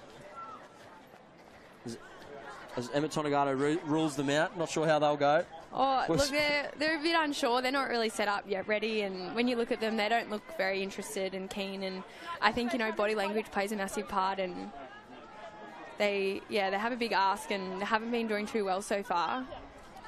Okay, let's see if they can prove ET wrong. So Griffith going to get the ball and kick off. Macquarie are going to have to score in the next minute, you'd think. They're going to try and use it and run it out of their own 22. That's a nice step there. There's numbers on this left-hand side if they can get rid of it, but they can't. Now Griffith are going to try and clean that loose ball up, and they have. Brown looks to her left. Here's Waldy. She finds an unmarked Eliza Flynn, and she will score and secure a bronze medal for Griffith University. Yeah, Griffith's just too strong, aren't they? They're just at the ruck. They've been ruthless, and they've got so many turnovers and so many knock-ons. And they just spread it wide, and around the outside they go. Yes, they've definitely taken the space, as they coaches like to say, at the ruck. And yeah, great vision by Laura Waldy there. A superb ball from Waldy to put Flynn in for the sealer. Just a minute to play now as we prepare for a gold medal showdown. Brown not happy with that kick. Good strike, but just wrong direction. Unlucky. spun away as soon as she struck it. She's been playing really well, Lauren Brown. I'm really impressed with her. And Griffith do have quite a big forward pack, and she's kind of the little halfback running around and setting things up. So, yeah, she's been playing really well. Credit to her. She's kind of been the calling all the shots for Griffith, which is impressive for a girl of her age. As we get back underway, and a beautiful take from Halverson. Macquarie looking for some consolation points in front of their home crowd here. Haven't given them much to cheer about in this bronze medal match. They might get something to cheer about here. A nice loopy pass from Morgan. And Macquarie are into the Griffith half. Great run. Griffith off their feet there, I think. No, referee disagrees. Stolen it. I think they'll look to slow. Oh no, tapping. They want more points. They're not satisfied yet. Griffith looking to get it out to the left-hand edge. That's a forward pass. Advantage white. Macquarie getting the ball back. Advantage over. Oh, that's There's a game. A deliberate knockdown, so Macquarie might look to continue here. And Yeah, they got narrow one last gap. opportunity here to salvage some respect, I guess. Yeah, correct. They've done well, but yeah, Griffith were just so dominant, weren't they? Griffith never really in doubt in this match. They've controlled it from the opening minute. But Macquarie aren't going to just roll over. They're going to try and score some last-minute points. Out to the left. Oh, that looks as though it may have been forward. It is.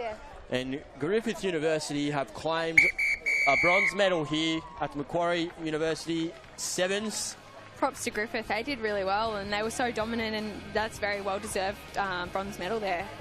A fantastic game of footy, which will be followed by another fantastic game of footy in the gold medal match. Thanks, Emma, for joining us. Thank you. We'll hand it over to Marty Cambridge. Actually, we're going to go down to Verity Bolton. My apologies. As Verity just lines up an interview, and we're going to head down to Verity Bolton right now.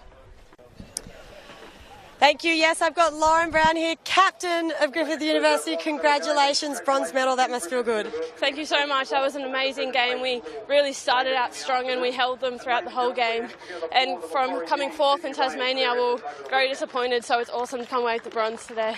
Awesome. Now, next week, Queensland. What's on the cards for training this week? I dare say Tuesday will be fairly light, and Thursday we'll just be trying to tie up some things that we need to work on, and then ready, straight into it. All right, well done. Go celebrate. Congratulations. All right, guys, gold medal match coming up. We've got Bond University versus University of Queensland. Throw it up to the commentary box. Marty Cambridge and Shannon Parry.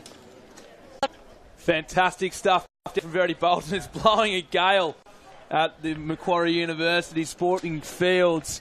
It is the gold medal match here at the Uni7s. Round 2. Griffith University able to turn the tables on Macquarie University from Launceston, as we see the teams that are ready to take this tournament by the scruff of the neck. It is the University of Queensland and Bond Uni. A replay of last year's finals as the teams run out last fortnight's final. I'm sorry. My name is Marty Cambridge. I'm joining commentary for this gold medal match by Australian Women's Sevens co-captain and Wallaroo at the recent Women's World Cup, Parry. I guess the two form teams from the weekend have made the final, and looking forward to an absolute belt. No doubt. I think it's going to be an absolute blockbuster. Charlotte Cassick playing for Bond Union and Emily Cherry for the University of Queensland, two stars of the women's game around the world, and I think we're going to see a great spectacle here at Macquarie University for the gold medal match. Bond Uni, of course, getting the win down there in Tassie, so UQ rather. Bond will be keen to reverse that today. All the points count towards the series trophy, and we're underway in the gold medal match. Brooke Walker kicking off, and not the start they would have been chasing. That ball not making the 10-metre mark, so first opportunity for UQ. They'll do a quick tap from Georgia Hanaway, it looks like, is taking charge. Emma Sykes is rallying the troops, getting everyone into the right positions. No doubt they've been working on some set plays over the last fortnight. We might see one come out here, and here she goes, Hanaway. Inside to Sykes. Sykes brings it back towards broadcast side. Hanaway with a second touch. And that's Yo-Yo there, the Dutch international, taken by Charlotte Castle. They're over the 10-metre line. They're about 30 metres out. They play it back now. This is Georgia Hanaway at scrum half. Out to Lily Dick. And we can see Sadler now, the skipper with the ball in hand. She pops it back on the inside. She's now gone into acting half and she's got the ball. They're looking to go coast to coast, and Cherry got the ball and she puts Sykes into some space early. She's one-on-one into the backfield with Stacey Flood. Stacey Flood holds on. Fantastic work, and here goes Yannick Egan's. Emma Sykes at the base of the ruck, and she decides to go right away from Charlotte Kaslik. Sadler now with the ball. She calls her runner back on the inside. She takes the ball into contact. Lily Dick over the ball in the ruck there. Fantastic counter ruck, though, from Bond University. And the referee's seen an infringement off their feet. Quick playing tap, the ball. Georgia Hanaway's away. Quick tap from Georgia Hanaway. Can she get get pulled back? She Oh. does. Knock on. Fantastic try-saving tackle there. Short and then knocked on. Fantastic work. That would have been the first 5-pointer in this gold medal match. Yeah. Shannon Parry, that defensive effort was superb. Definitely, and that's what these finals are all about. It's that grit and that little bit of ticker that the coaches are looking for, and great defensive off the line there from Bond University. Their first real chance to attack here. Let's see what they can do right under their sticks. There's a lot of pressure on here. Stacey Flood feeding the scrum for Bond University in search of their first title. In the Uni7s, they decide to kick for territory. We don't see that often. I think Brooke Walker put it on the toe. Charlotte Kaslik chasing it down, but Emma Sykes wins the foot race. It's a broken defensive line here. Can they exploit a gap? Sykes is crunched, but she does open up the gap for Lily Dick. Lily Dick skips away from Stacey Flood. Lily Dick looking for first try. She trips over her own feet. Back to Pops Cherry. it up to Emily Cherry. She's brought down a metre short of the line. Lily Dick picks it up, goes herself, and she goes through Brooke Walker. UQ. First blood in the final. Impressive there. Looks like, oh, Lily Dick's come up with a try. Great forward try, burrowing through over the defensive line there. But great work from Emma Sykes to get back there. Bond University was trying to play a territory game. They kicked themselves out of trouble, which you don't see very often in sevens. But Emma Sykes got back there, rallied the troops, and then we see a few offloads. Great line here from Lily Dick through the centre of the field. A fend. We see the offload to Cherry. And then great work from Lily Dick, getting back onto her feet and getting back in the game. Yeah, fantastic work, Lily Dick there. She saw Brooke walk in the defensive line. She said, I'll take you on. And she won that battle there. Emma Sykes unable to add the extra 2 points. So it's University of Queensland off to a quick start here. They're leading 5-0 in the final at Macquarie University. We're broadcast to you live on Rugby.com.au through Facebook, Twitter, and on our website. We have a live blog as well if you want to catch up on any of the action so far on day 2. As Emma Sykes with the restart. It goes deep. Stacey Flood's underneath it, and she fires inside. Charlotte Kaslik with the ball in hand. She comes back towards this near side. They look to exploit the space on the edge. Elliston now with the ball. She takes it into contact. Heffernan. And Bond University pinned again for off their feet at the breakdown. UQ's causing a lot of trouble there at the ruck. Really important that Bond, when they're on the attack, they need to get in their threes. You need to get the ball running hard, the attack seal in real quick, and then get that halfback so you can get the ball away. They're just not clinical enough at that ruck time. So here they go. They work a set move. Sykes into Dick, back to Sykes. Sykes breaks through. She goes through Kaslik and Heffernan. Can she go all the way? Sykes, she's brought down just short. She reaches out. She claims the try. And the referees are going to... Scrum, 5 metres, gold ball. No try, knock on. And there you heard it straight from the referee's mic. Bit of a plead call look from Emma Sykes. She was claiming the try. Yeah, and she hurt herself in the process, perhaps a hamstring. She's clutching at the back of her leg. I hope she's okay. She seems okay. She's going to take her position as defensive scrum half for the Summers. Bond Uni's just hanging in there at the moment. Looks like they could be going to kick again. They're very deep. Stacey Flood turns around. She decides to take on Emma Sykes. Emma Sykes is pushing her towards the sideline, and she finds the turf, and it's inside now. Brooke Walker getting it wide. Here's Kaslik. What can she do? She's one-on-one with Emily Cherry. She tries to burn on the outside. Emily Cherry with a great tackle, and she pops back up again. Fantastic ball on the inside. Elliston now looking for her own support, and Cherry goes digging for the ball, and she's got it, Emily Cherry. Fantastic defensive effort there as Charlotte Kaslik tries to roll away from the ruck. But she can't. Another penalty against them. As Hanaway takes the ball for UQ. She pops it inside to Kaihu. And what a hit. Big hit from Boyle there. Millie Boyle, the Wallaroo, taking no prisoners in this final at Macquarie University. As Sykes finds herself on the wing, she goes to clean it up. She does, and she's pummeled for her trouble by Stacey Flood. Kai Howe now with the ball. She tries to go herself, and she's caught there by Stacey Flood. Not held, according to the referee. And they've got the ball back here, Bond. And here is Millie Boyle.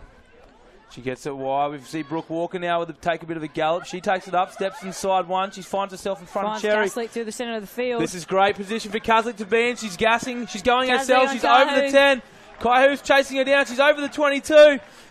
She's going to score Someone's here. coming. Millie Ball, centre of the field. That could be under the post. And fantastic experience from Kaslik there. She passes it inside, improves the position, knows how important the conversions can be in these tight affairs. And Charlotte Kaslik hands it to Millie Boyle. And Millie Boyle gets her first try of the day. Yeah, good work from Millie Boyle there. You know, you saw that Charlotte was going to score in the corner, but a good old forward trucking up the centre of the field, and she's got herself a meat pie. But solid work from Charlotte, taking an opportunity. And then we see the support from Millie Boyle. Unselfish of Charlotte to pass to Millie, and obviously they take the lead now, 7 points to 5. Looks like we've got one restart to go, and then that could be half time. Brooke Walker will have to thank Charlotte later for making that conversion easier. She pops it over. There she is on your screen now, Brooke Walker, the Aussie Sevens star. Big kick-off here. You want to make sure it goes 10 metres or pump it deep and back your defence. We've heard the half-time bell, so it's a very crucial minute or so we to go saw here. In the semi-final how crucial these moments can be when the whistle has gone and it's the last play, and Brooke Walker does exactly as Shannon Parrish suggested. She goes deep. Sadler finds her hands on the ball, and she decides to give it to Sykes.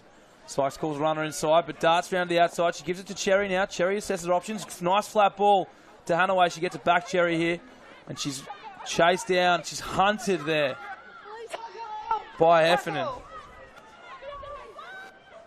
Bond University trying to hold out UQ before half-time. The bell has already gone. This will be the last play of the game. Brooke Walker there holds on to Egens. As Kai Howe spreads the ball. It's a flick pass back inside. Egens now. Oh, she beats one. She beats two.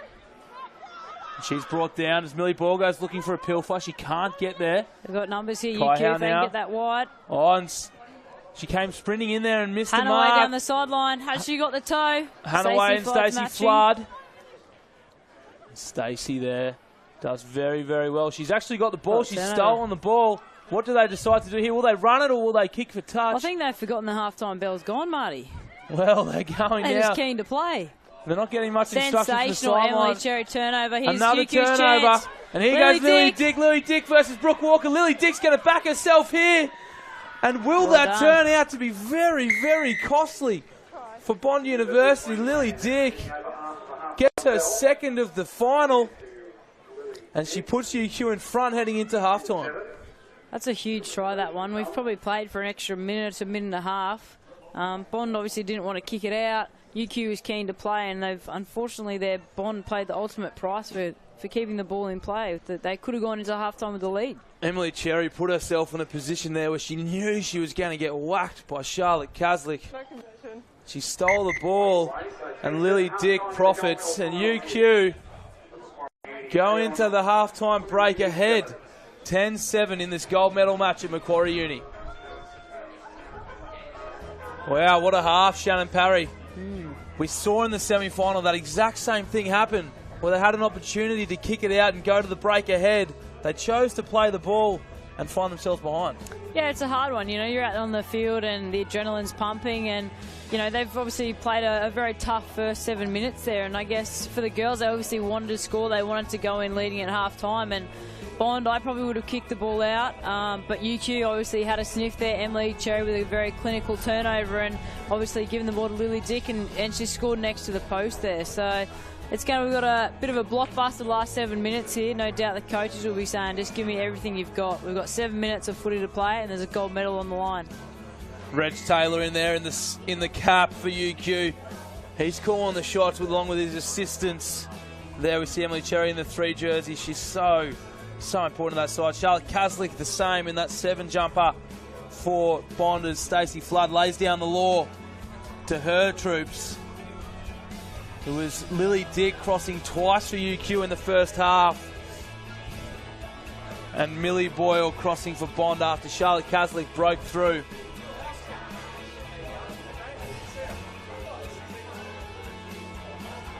As we get ready for the second half to kick off in this gold medal match. Bond looking for redemption after going down to UQ in Launceston a fortnight ago. UQ will be happy with their lead at the moment. It is full throttle action today. Macquarie Uni7s live on Rugby.com.au. My name's Marty Cambridge. I'm joined by Shannon Parry. Settle in, strap yourselves in. This is going to be a fast 7 minutes to decide the winner of the Macquarie leg of the Uni7s. Emma Sykes gets us back underway. And it's taken by Bond very nicely there. Elliston with the retake. And they come inside. Stacey Flood looking to exploit a gap, but she's taken there by Hanaway. There's an advantage, a high shot. And Caslick plays on quickly. Caslick decides to hand it off to Brooke Walker, the Aussie Sevens teammate. She sees Emily Cherry in front, skips around Cherry and goes herself. Brooke. Some fast feet here from Brooke Walker. She's beaten a couple, but eventually taken down by UQ just over the halfway line. Charlotte Caslick hands on the ball, and she spreads it wide to Heffernan. Heffernan to Bowles. Bowles now hands it out, and it's Jessica Elliston there brought down over on that far touch line. And that'll be a penalty to Bond for laying in the ruck by UQ. And Bond plays on quickly. Here she is, Charlotte Caslick, Stacey Flood, and Brooke Walker. What a combination that is. 3 internationals on the World Series circuit. As Brooke Walker takes the ball in 2 hands to the line. She breaks through and crosses for Bond, and they retake the lead in this final at Macquarie Uni. Great play from Brooke Walker. Phenomenal there. She just had the ball in 2 hands, and you saw that as soon as that wing defender sort of turned her back, she just glided straight through. There's one thing about Brookie Walker. She looks like she's quick, but when she actually puts the foot down and, glides through that gap, she's actually accelerating very fast. So a huge kick coming up here. But as you can see, ball in 2 hands when she gets close to the line. There, indecision there in the defensive line with Mackenzie Sadler. Last-ditch dive, unfortunately pulled up short, but, credit to the Brookie Walker there, taking the game at hand, and she's going to see if she can convert it here. Ooh, the perfect start for Bond in this second half of the Aon Uni7s gold medal match. Brooke Walker's conversion just away there. She struck it nicely, but unable to add the extra 2 points. And she jogs back to take her position on halfway, where she'll get the game back underway. Of course, after this gold medal match, the NRC will be on. The Greater Sydney Rams and the Sydney Rays playing off at Macquarie Uni Sporting Fields as UQ look to hold on to the ball here. Emma Sykes takes it up to the 22. She's got it in her hand. She dummies and goes through, but Charlotte Caslick's there to bring her to ground. Emily Cherry with some fantastic. And she's pinned there for holding on to the ball. And Caslick wastes no time moving forward. Stacey Flood, and there's space out here, and they've gone for 2 in 2 minutes. Trinity Marmo with the try, and Bond University skip out to a 7-point lead. We've seen that a little bit over the weekend, how disjointed the defensive line gets when there is a quick tap or a stoppage play. And you see Charlotte here straight onto the ball, tap, and they're off. The UQ line, they can't get connection. And as you can see there, Bond just going away in the corner. But because UQ can't get their connection, they can't get their numbers right. And it's a simple draw and pass. And Bond's executed, they just said 2 tries in 2 minutes. Yeah, Marmo taking that one. And she can thank Charlotte Caslick, and Stacey Flood is almost from the same position. Brooke Walker just falls short. So there's just the one converted try in it here at Macquarie Uni in this gold medal match. Bond Uni looking for their first title in the Aon Uni7s. UQ, of course, the winners down in Launceston a fortnight ago. Brooke Walker using all their experience, taking some time to get back to that halfway mark. And we're away again. She goes over to that far side again. It's a good kick-off, and she gave an opportunity there for a winger. And they had their hands on the ball, but they couldn't get it. So here they go, Bond Uni, University of Queensland rather. And it's Emma Sykes inside to Emily Cherry. You find those two might be the ones to break through. it open. And Mackenzie Sadler's got nothing but open She's got space in wheels, front. this one. Charlotte Caslick's chasing her. Will she get there? She probably won't. But where will the kick be taken from to add the 2? A great try by Mackenzie Sadler, set up by Sykes and Cherry. But Caslick's chase ensuring that conversion attempt's going to be taken from a tough spot. Yeah, a vital part of sevens is those extra 2 points. It's either, it's a win or a loss in a game. And you see Charlotte there, although she'd made the break, she just trailed just on the inside. She's working very hard there, but making sure that the try is not under the post like we saw in the first half where Charlotte passed the ball back under the post to Millie Boyle. So makes the kick a little bit harder here for what looks like Emma Sykes is about to take the conversion. Yeah, great insights from Shannon Parry, the Australian Women's Sevens co-captain with Shani Williams.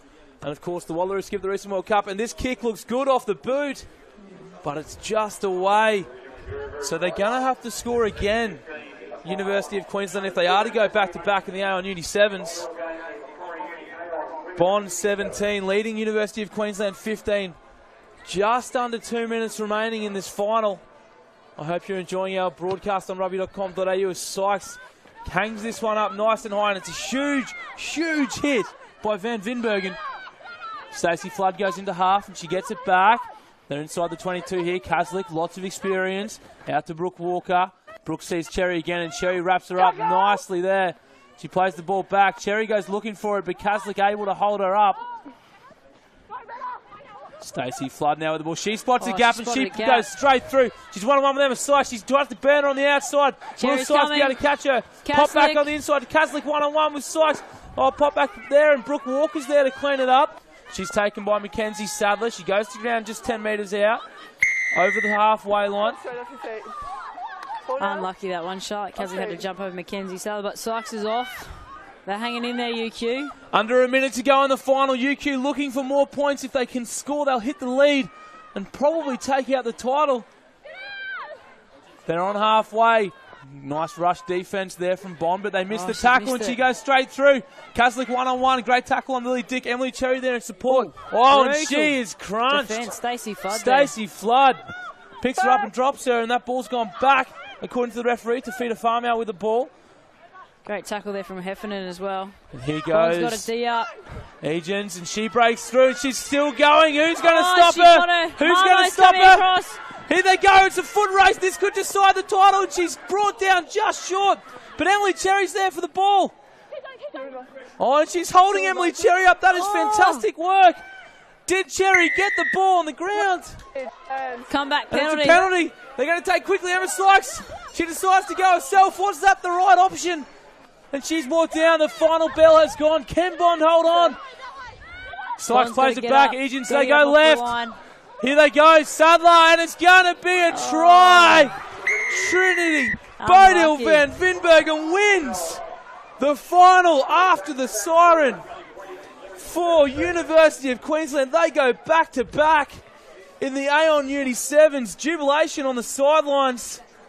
They are in raptures down there, the Red Heavies. Bond University, hands on hips. Some of them on all fours. What a finish, Shannon Parry. That was phenomenal. The effort you can see the girls that put in out there, they're absolutely exhausted. You know, credit to UQ there. They dug deep and they hold their ticker at the end. But, Bond University gave them an absolute run for their money, and the players are absolutely exhausted. But that was a phenomenal showcase of women's rugby, and lucky we've got 2 rounds to go. You will not see a more thrilling finish to a game of footy than that. Bond University leading for the whole game until after the final siren. It was unbelievable, and it looks like we've got Verity Bolton on the sideline, and she's going to take it away with Mackenzie Sadler. It's too hot in this. She's down there now with Mackenzie. Thank you, Marty. Yes, I'm down here with Mackenzie Sadler, captain of University of Queensland. Mackenzie, what a tight match. Well done. How did it feel out there? Tough game, absolutely. Bond always bring it to us, and we really had to work hard for it. Now, 2 series in the bag. Next week, we're at your hometown, University of Queensland. How are you feeling? Really pumped. I think to have all of the people that have been supporting us in this whole campaign to be there, I think it's going to be really exciting. All right, well, good luck. Go celebrate. Thanks so much. Thank you. All right, thanks, guys. We're going to throw up. We've got the opening ceremony, the presentation ceremony coming up, so stay tuned. Well, what a tournament we have seen here at Macquarie University. We can see UQ, they are celebrating. There's Reg Taylor on your screen, the coach of the Red Heavies. And here is the huddle. Shannon Parry, we've seen you in a few of these. These are fantastic scenes. They are. They're great memories that I guess you remember for the rest of you cherish with those girls there. They played a phenomenal game there in the final, and they absolutely didn't give up. They had the belief in their systems and in their plays, and you can see that till after the final whistle. They believed they could win, and here they are singing the Red Heavies song. It looks like they're singing Happy Birthday. It must be one of the girls' birthday. It could be Georgia Hanaway's birthday. We'll have to find out. But one of them's going to have a very good celebration today. Yeah. How fantastic. So UQ go back-to-back. They defeated Bond in Launceston, and they've done it again in Macquarie. We are going to have a presentation for you shortly. And Shannon, we head up to UQ next week. They'll be very tough to stop on home turf, and they could be running away with this inaugural title. Absolutely, UQ on home soil, you know, they're a phenomenal team. They've got a lot of rugby experience there, a lot of rugby girls that have played a lot of rugby games as well. So no doubt they'll be looking to go the three-peat. Next weekend we head up to UQ in Brisbane there, but credit to everyone who's played this weekend. It's been a phenomenal event, and I think from Launceston to this weekend you can see the development and the depth that these players are bringing. So can't wait to play next weekend up at UQ in Brisbane. Absolutely, those combinations are just getting stronger and stronger. It was just a phenomenal weekend here in Sydney. And Van Vinbergen then, she scored the match winner, the number 5 for the UQ. She'll be very happy with herself as she's embraced by Emma Sykes, who took that quick tap. And here go the team photos, and just an absolutely fantastic event. But it's not over here at Macquarie Uni. We have the NRC coming up not far away, 3 p.m. kickoff. And that'll be on Fox Sports. So if you are in the area, come on down. The Greater Sydney Rams are taking on the Sydney Rays. Shannon, it'll be heartbreak for Bond, but we can see them huddling down on the sideline. What do you think the message will be? They played so well throughout this tournament. They did. They've got a great team there, and Ben Gollings is leading the charge. And I think, to be honest, as an athlete, you probably learn more from your losses than you do from your wins. I think the girls will definitely bounce back next weekend up in the Sunshine State, and credit to those girls. They've got a lot of experience in there, and you know this will definitely hurt, but they'll back up next weekend, I have no doubt.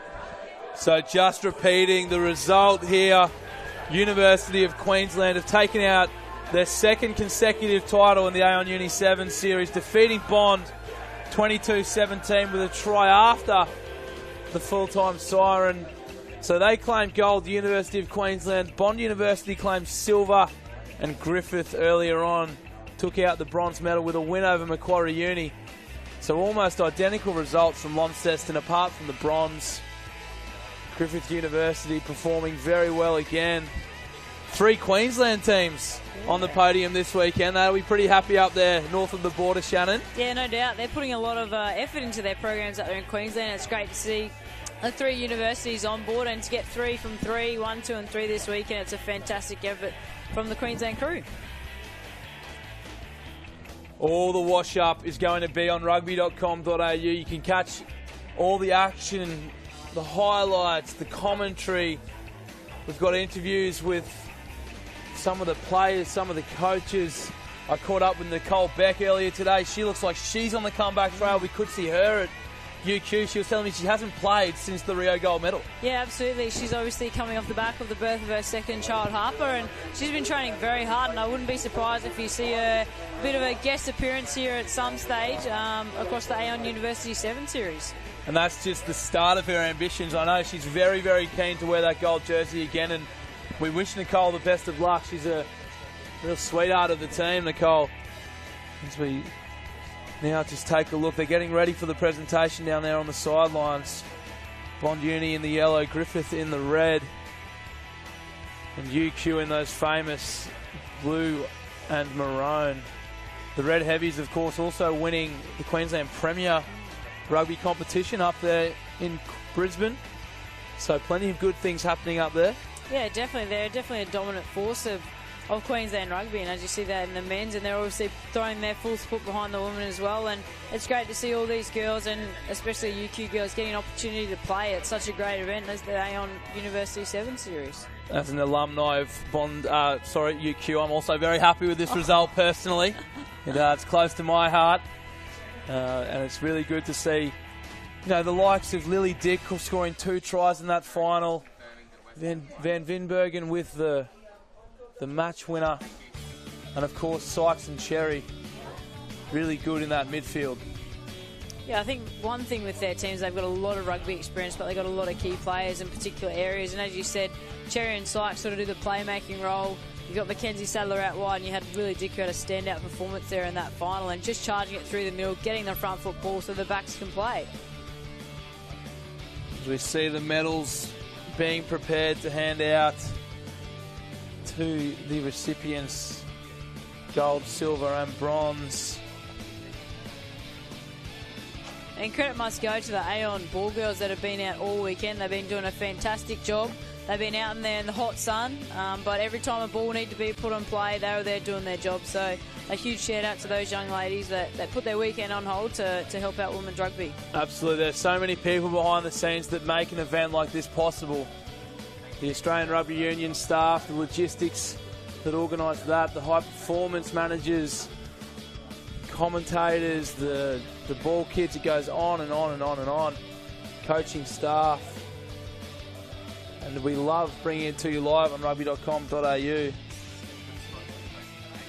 As the players make their way over across from the far side of the field in readiness for the presentation in front of a great crowd that's built up on the hill here, getting ready for the NRC action not too far away.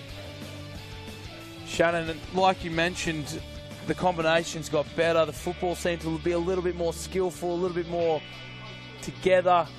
Tim Walsh has been watching all weekend. He's looking to give girls contracts. A few girls putting their hands up this weekend. Yeah, absolutely. I think there's a few girls that are running around, and as you said, definitely from Launceston to Macquarie, the quality of the product that the girls have been able to put on the field has been a lot better, and it's testament to the girls, to the coaches. They're putting in the hard yards, and next week the majority of them have a week together, so that's fantastic news up before they lead into the UQ tournament. So there's no doubt there's girls chasing around contracts out there, which is great for the game. That's what we need. We need depth. We need girls that are tapping on Walsh's door saying, give me a chance, give me a contract. So definitely girls are fighting for spots, but it's phenomenal for the development of the women's game, and particularly the sevens, to have an opportunity like this to play at the Aon University 7 Series. But of course, we're building for a huge 12 months of sevens action.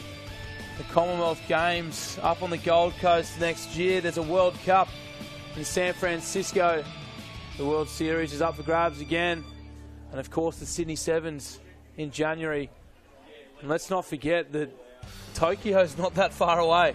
2020, it seems like it's far away, but we've already had our 1 year anniversary from Rio. That's been and gone, so now it's on to 3 years till Tokyo 2020. And as you said, Com Games on home soil on the Gold Coast, San Francisco World Cup next year as well. It's a huge year for sevens and something that everyone can look forward to. You'll be looking forward to some nice trips away, Shannon. San Francisco, I hear, is not too bad. I've got to get back on the paddock yet first, Marty. I've got to get this injury out of the way and get back into playing some footy. So, but no, it's a phenomenal, I guess, experience to be able to be a professional athlete and travel the world and meet so many amazing people in your travels. And it's testament to the ARU, the AIS and the AOC for providing us the opportunity to become full-time athletes. We're so lucky to be able to do it as a full-time job, and there's not many, I guess, sports in Australia that enable females to be full-time athletes. So we're forever grateful to be able to do it and to have this experience. 100% correct there, Shannon. Of course, you mentioned it's been 12 months since that Rio gold medal, and I caught up with you during the week at a premiere of a documentary series that's been created by Rugby.com.au and produced by Onion Media, and it's Hold Back the River. Just give us a little bit of an insight into what you saw on Tuesday. Yeah, it's a documentary that's been taken from before we first started, and when Walshy first came on board back in 2013, I think it was. So yeah, it's all the behind the scene footage, that things that we can't even remember happened, then they've been able to put it all together through Onion TV and make a documentary of Hold Back the River. And for us, it's seeing the premiere during the week. It brought back lots of emotion, and for me it was a 20-minute snippet, but I wanted to stay there. I wanted to see more. So that's going to be coming out to our fans very shortly. There'll be a release date coming out, and I can't wait to see the whole 6 30-minute documentary series. Yeah, fantastic access and insight into what it takes to be part of the Australian Sevens program. Tim Walsh doing a fantastic job filming, and there's likes of Charlotte Casley predicting the gold medal from 2013. Yeah. It's really phenomenal, powerful stuff that's been able to be created by Rugby.com.au films, and it's fantastic insight.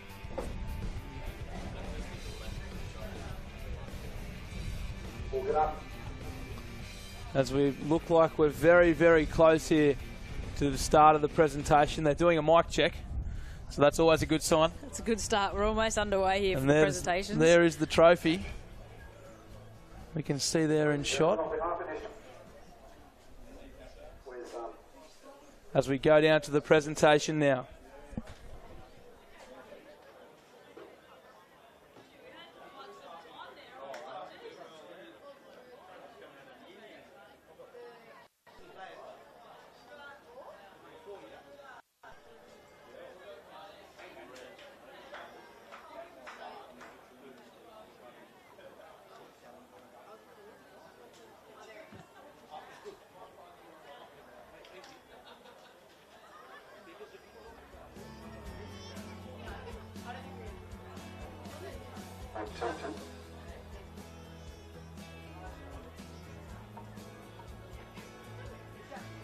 My apologies, ladies and gentlemen. On behalf of the Australian Rugby Union and the Macquarie University, we hope you've enjoyed our weekend of Rugby Sevens here, and thank Aon Uni7s for supporting the tournament. We've seen 20 very, very exciting Sevens matches across the 2 days. Of course, it culminated in the University of Queensland prevailing over Bond Uni of the depth 2017, the gold medal. So fantastic weekend of Sevens by all the girls. And please join me in welcoming our official party. We have Tim Beresford, the Deputy Vice-Chancellor and COO of Macquarie University, Mr Don Knapp, the CEO of the Australian University Sport, Mr Gary Flowers, Chairman of the Sydney Rays, and Sharon Wellard, the Head of Communications for Aon. So please welcome our official party. And firstly, a few words, would you please welcome Beresford.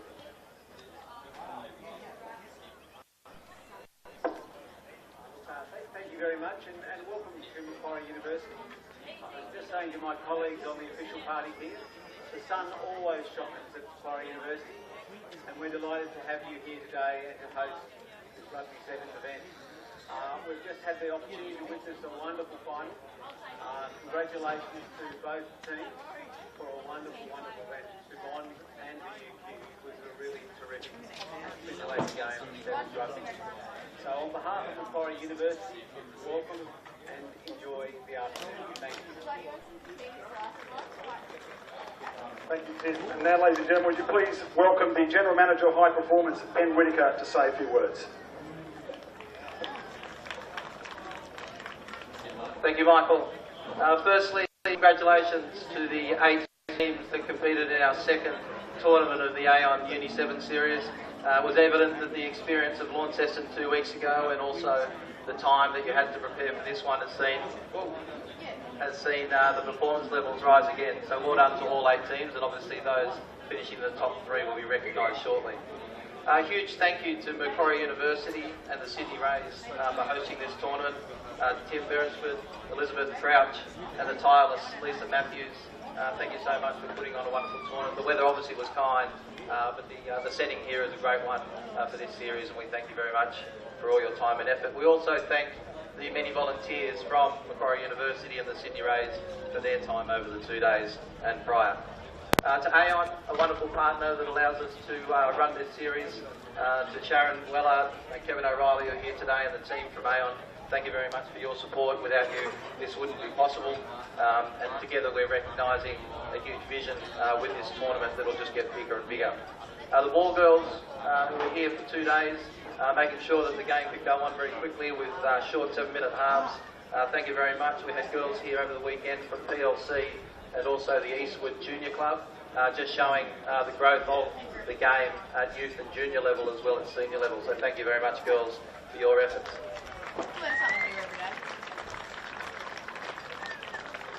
The referees were led over the weekend by Anthony Moyes, Lauren Kelly and Amy Ferret, one of our best referees in the world, and to all the match officials over the weekend, thank you very much. This is just as much a development and learning opportunity for our match officials as it is for players. We take it very seriously. You can see by their performances over the weekend that they're on path for higher honours. To Wayne Erickson, our citing commissioner, thank you very much for your time, and hopefully you didn't get too much work. Dr. Lee Golding, our doctor, tournament doctor, extremely important position at all these tournaments, so thank you very much, Lee.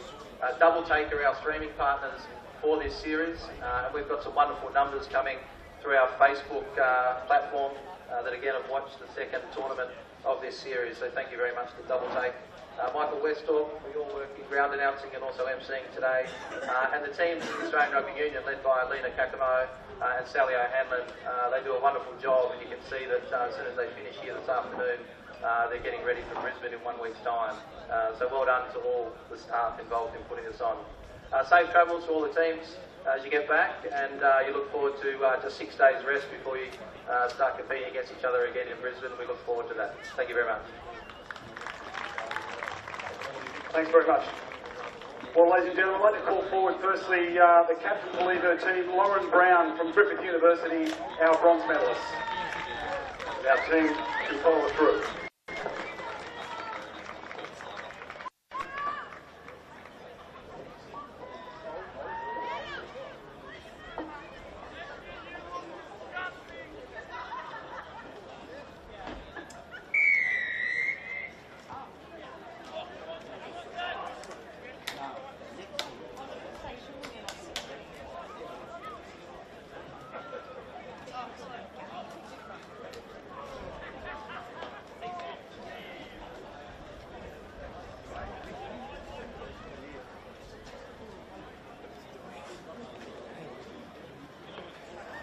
Yes, around, keep them there.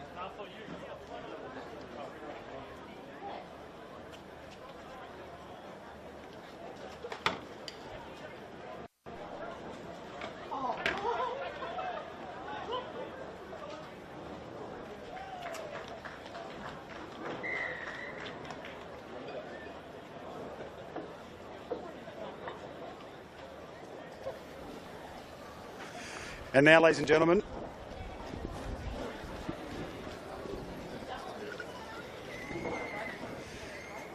I'd like to call on the Bond University team led by their captain, Stacey Flood, our silver medalist.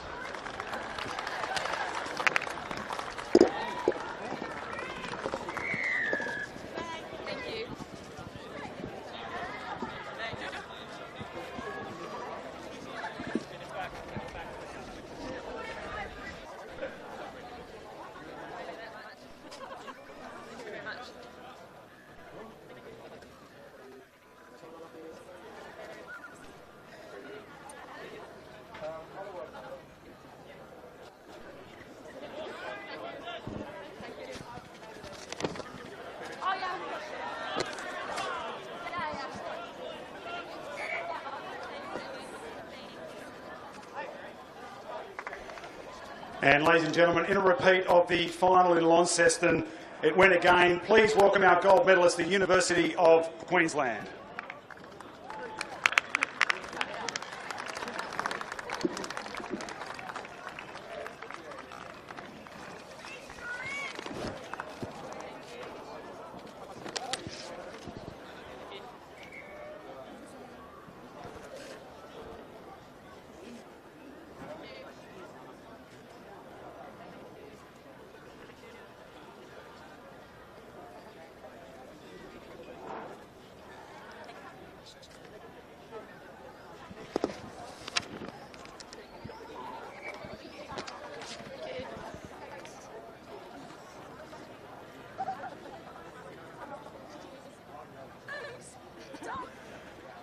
And I'd now like to ask Sharon Wellard from Aon to present the trophy to the captain of the University of Queensland, Mackenzie Sadler, the winner of the Aon Uni7s Macquarie University tournament.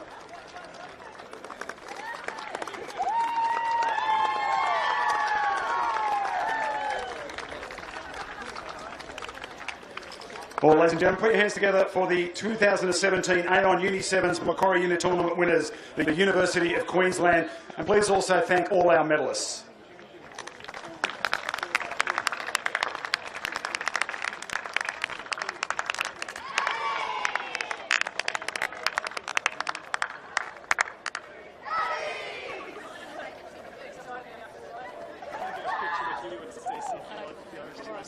Oh, yeah.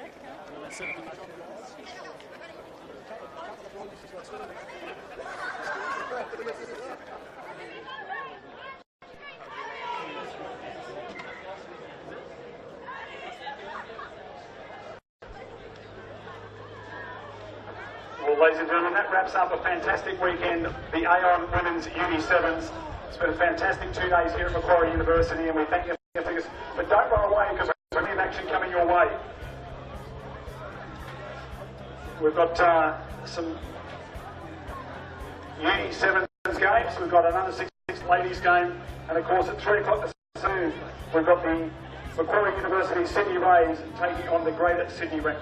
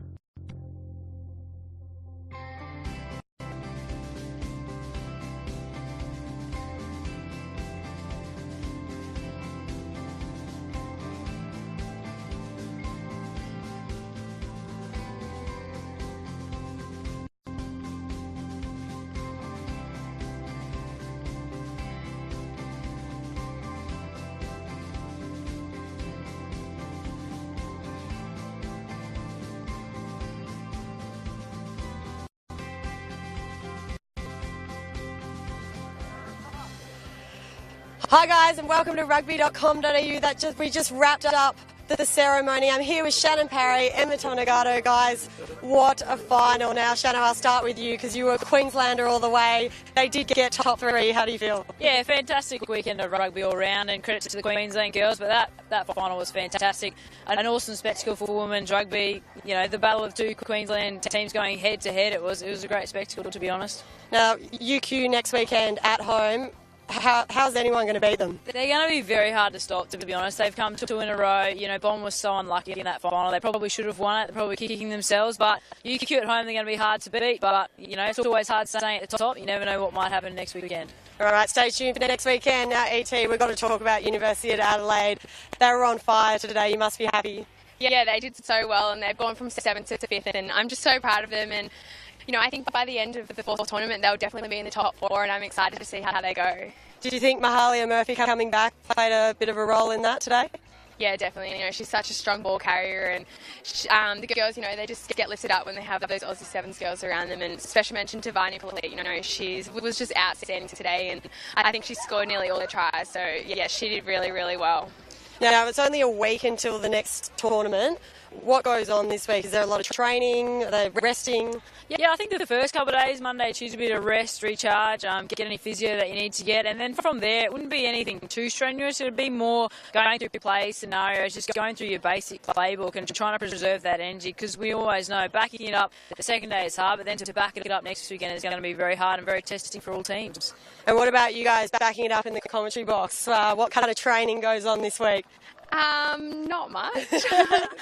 No, I probably just watch the girls' games over and, you know, see where we went wrong and what we can do. And, yeah, I guess, you know, we have to review our performance just like the girls on the field. All right, guys. Well, next weekend we're at University of Queensland. Stay tuned. Rugby.com.au. We will be live and exclusive. So tune in next weekend. We'll see you there.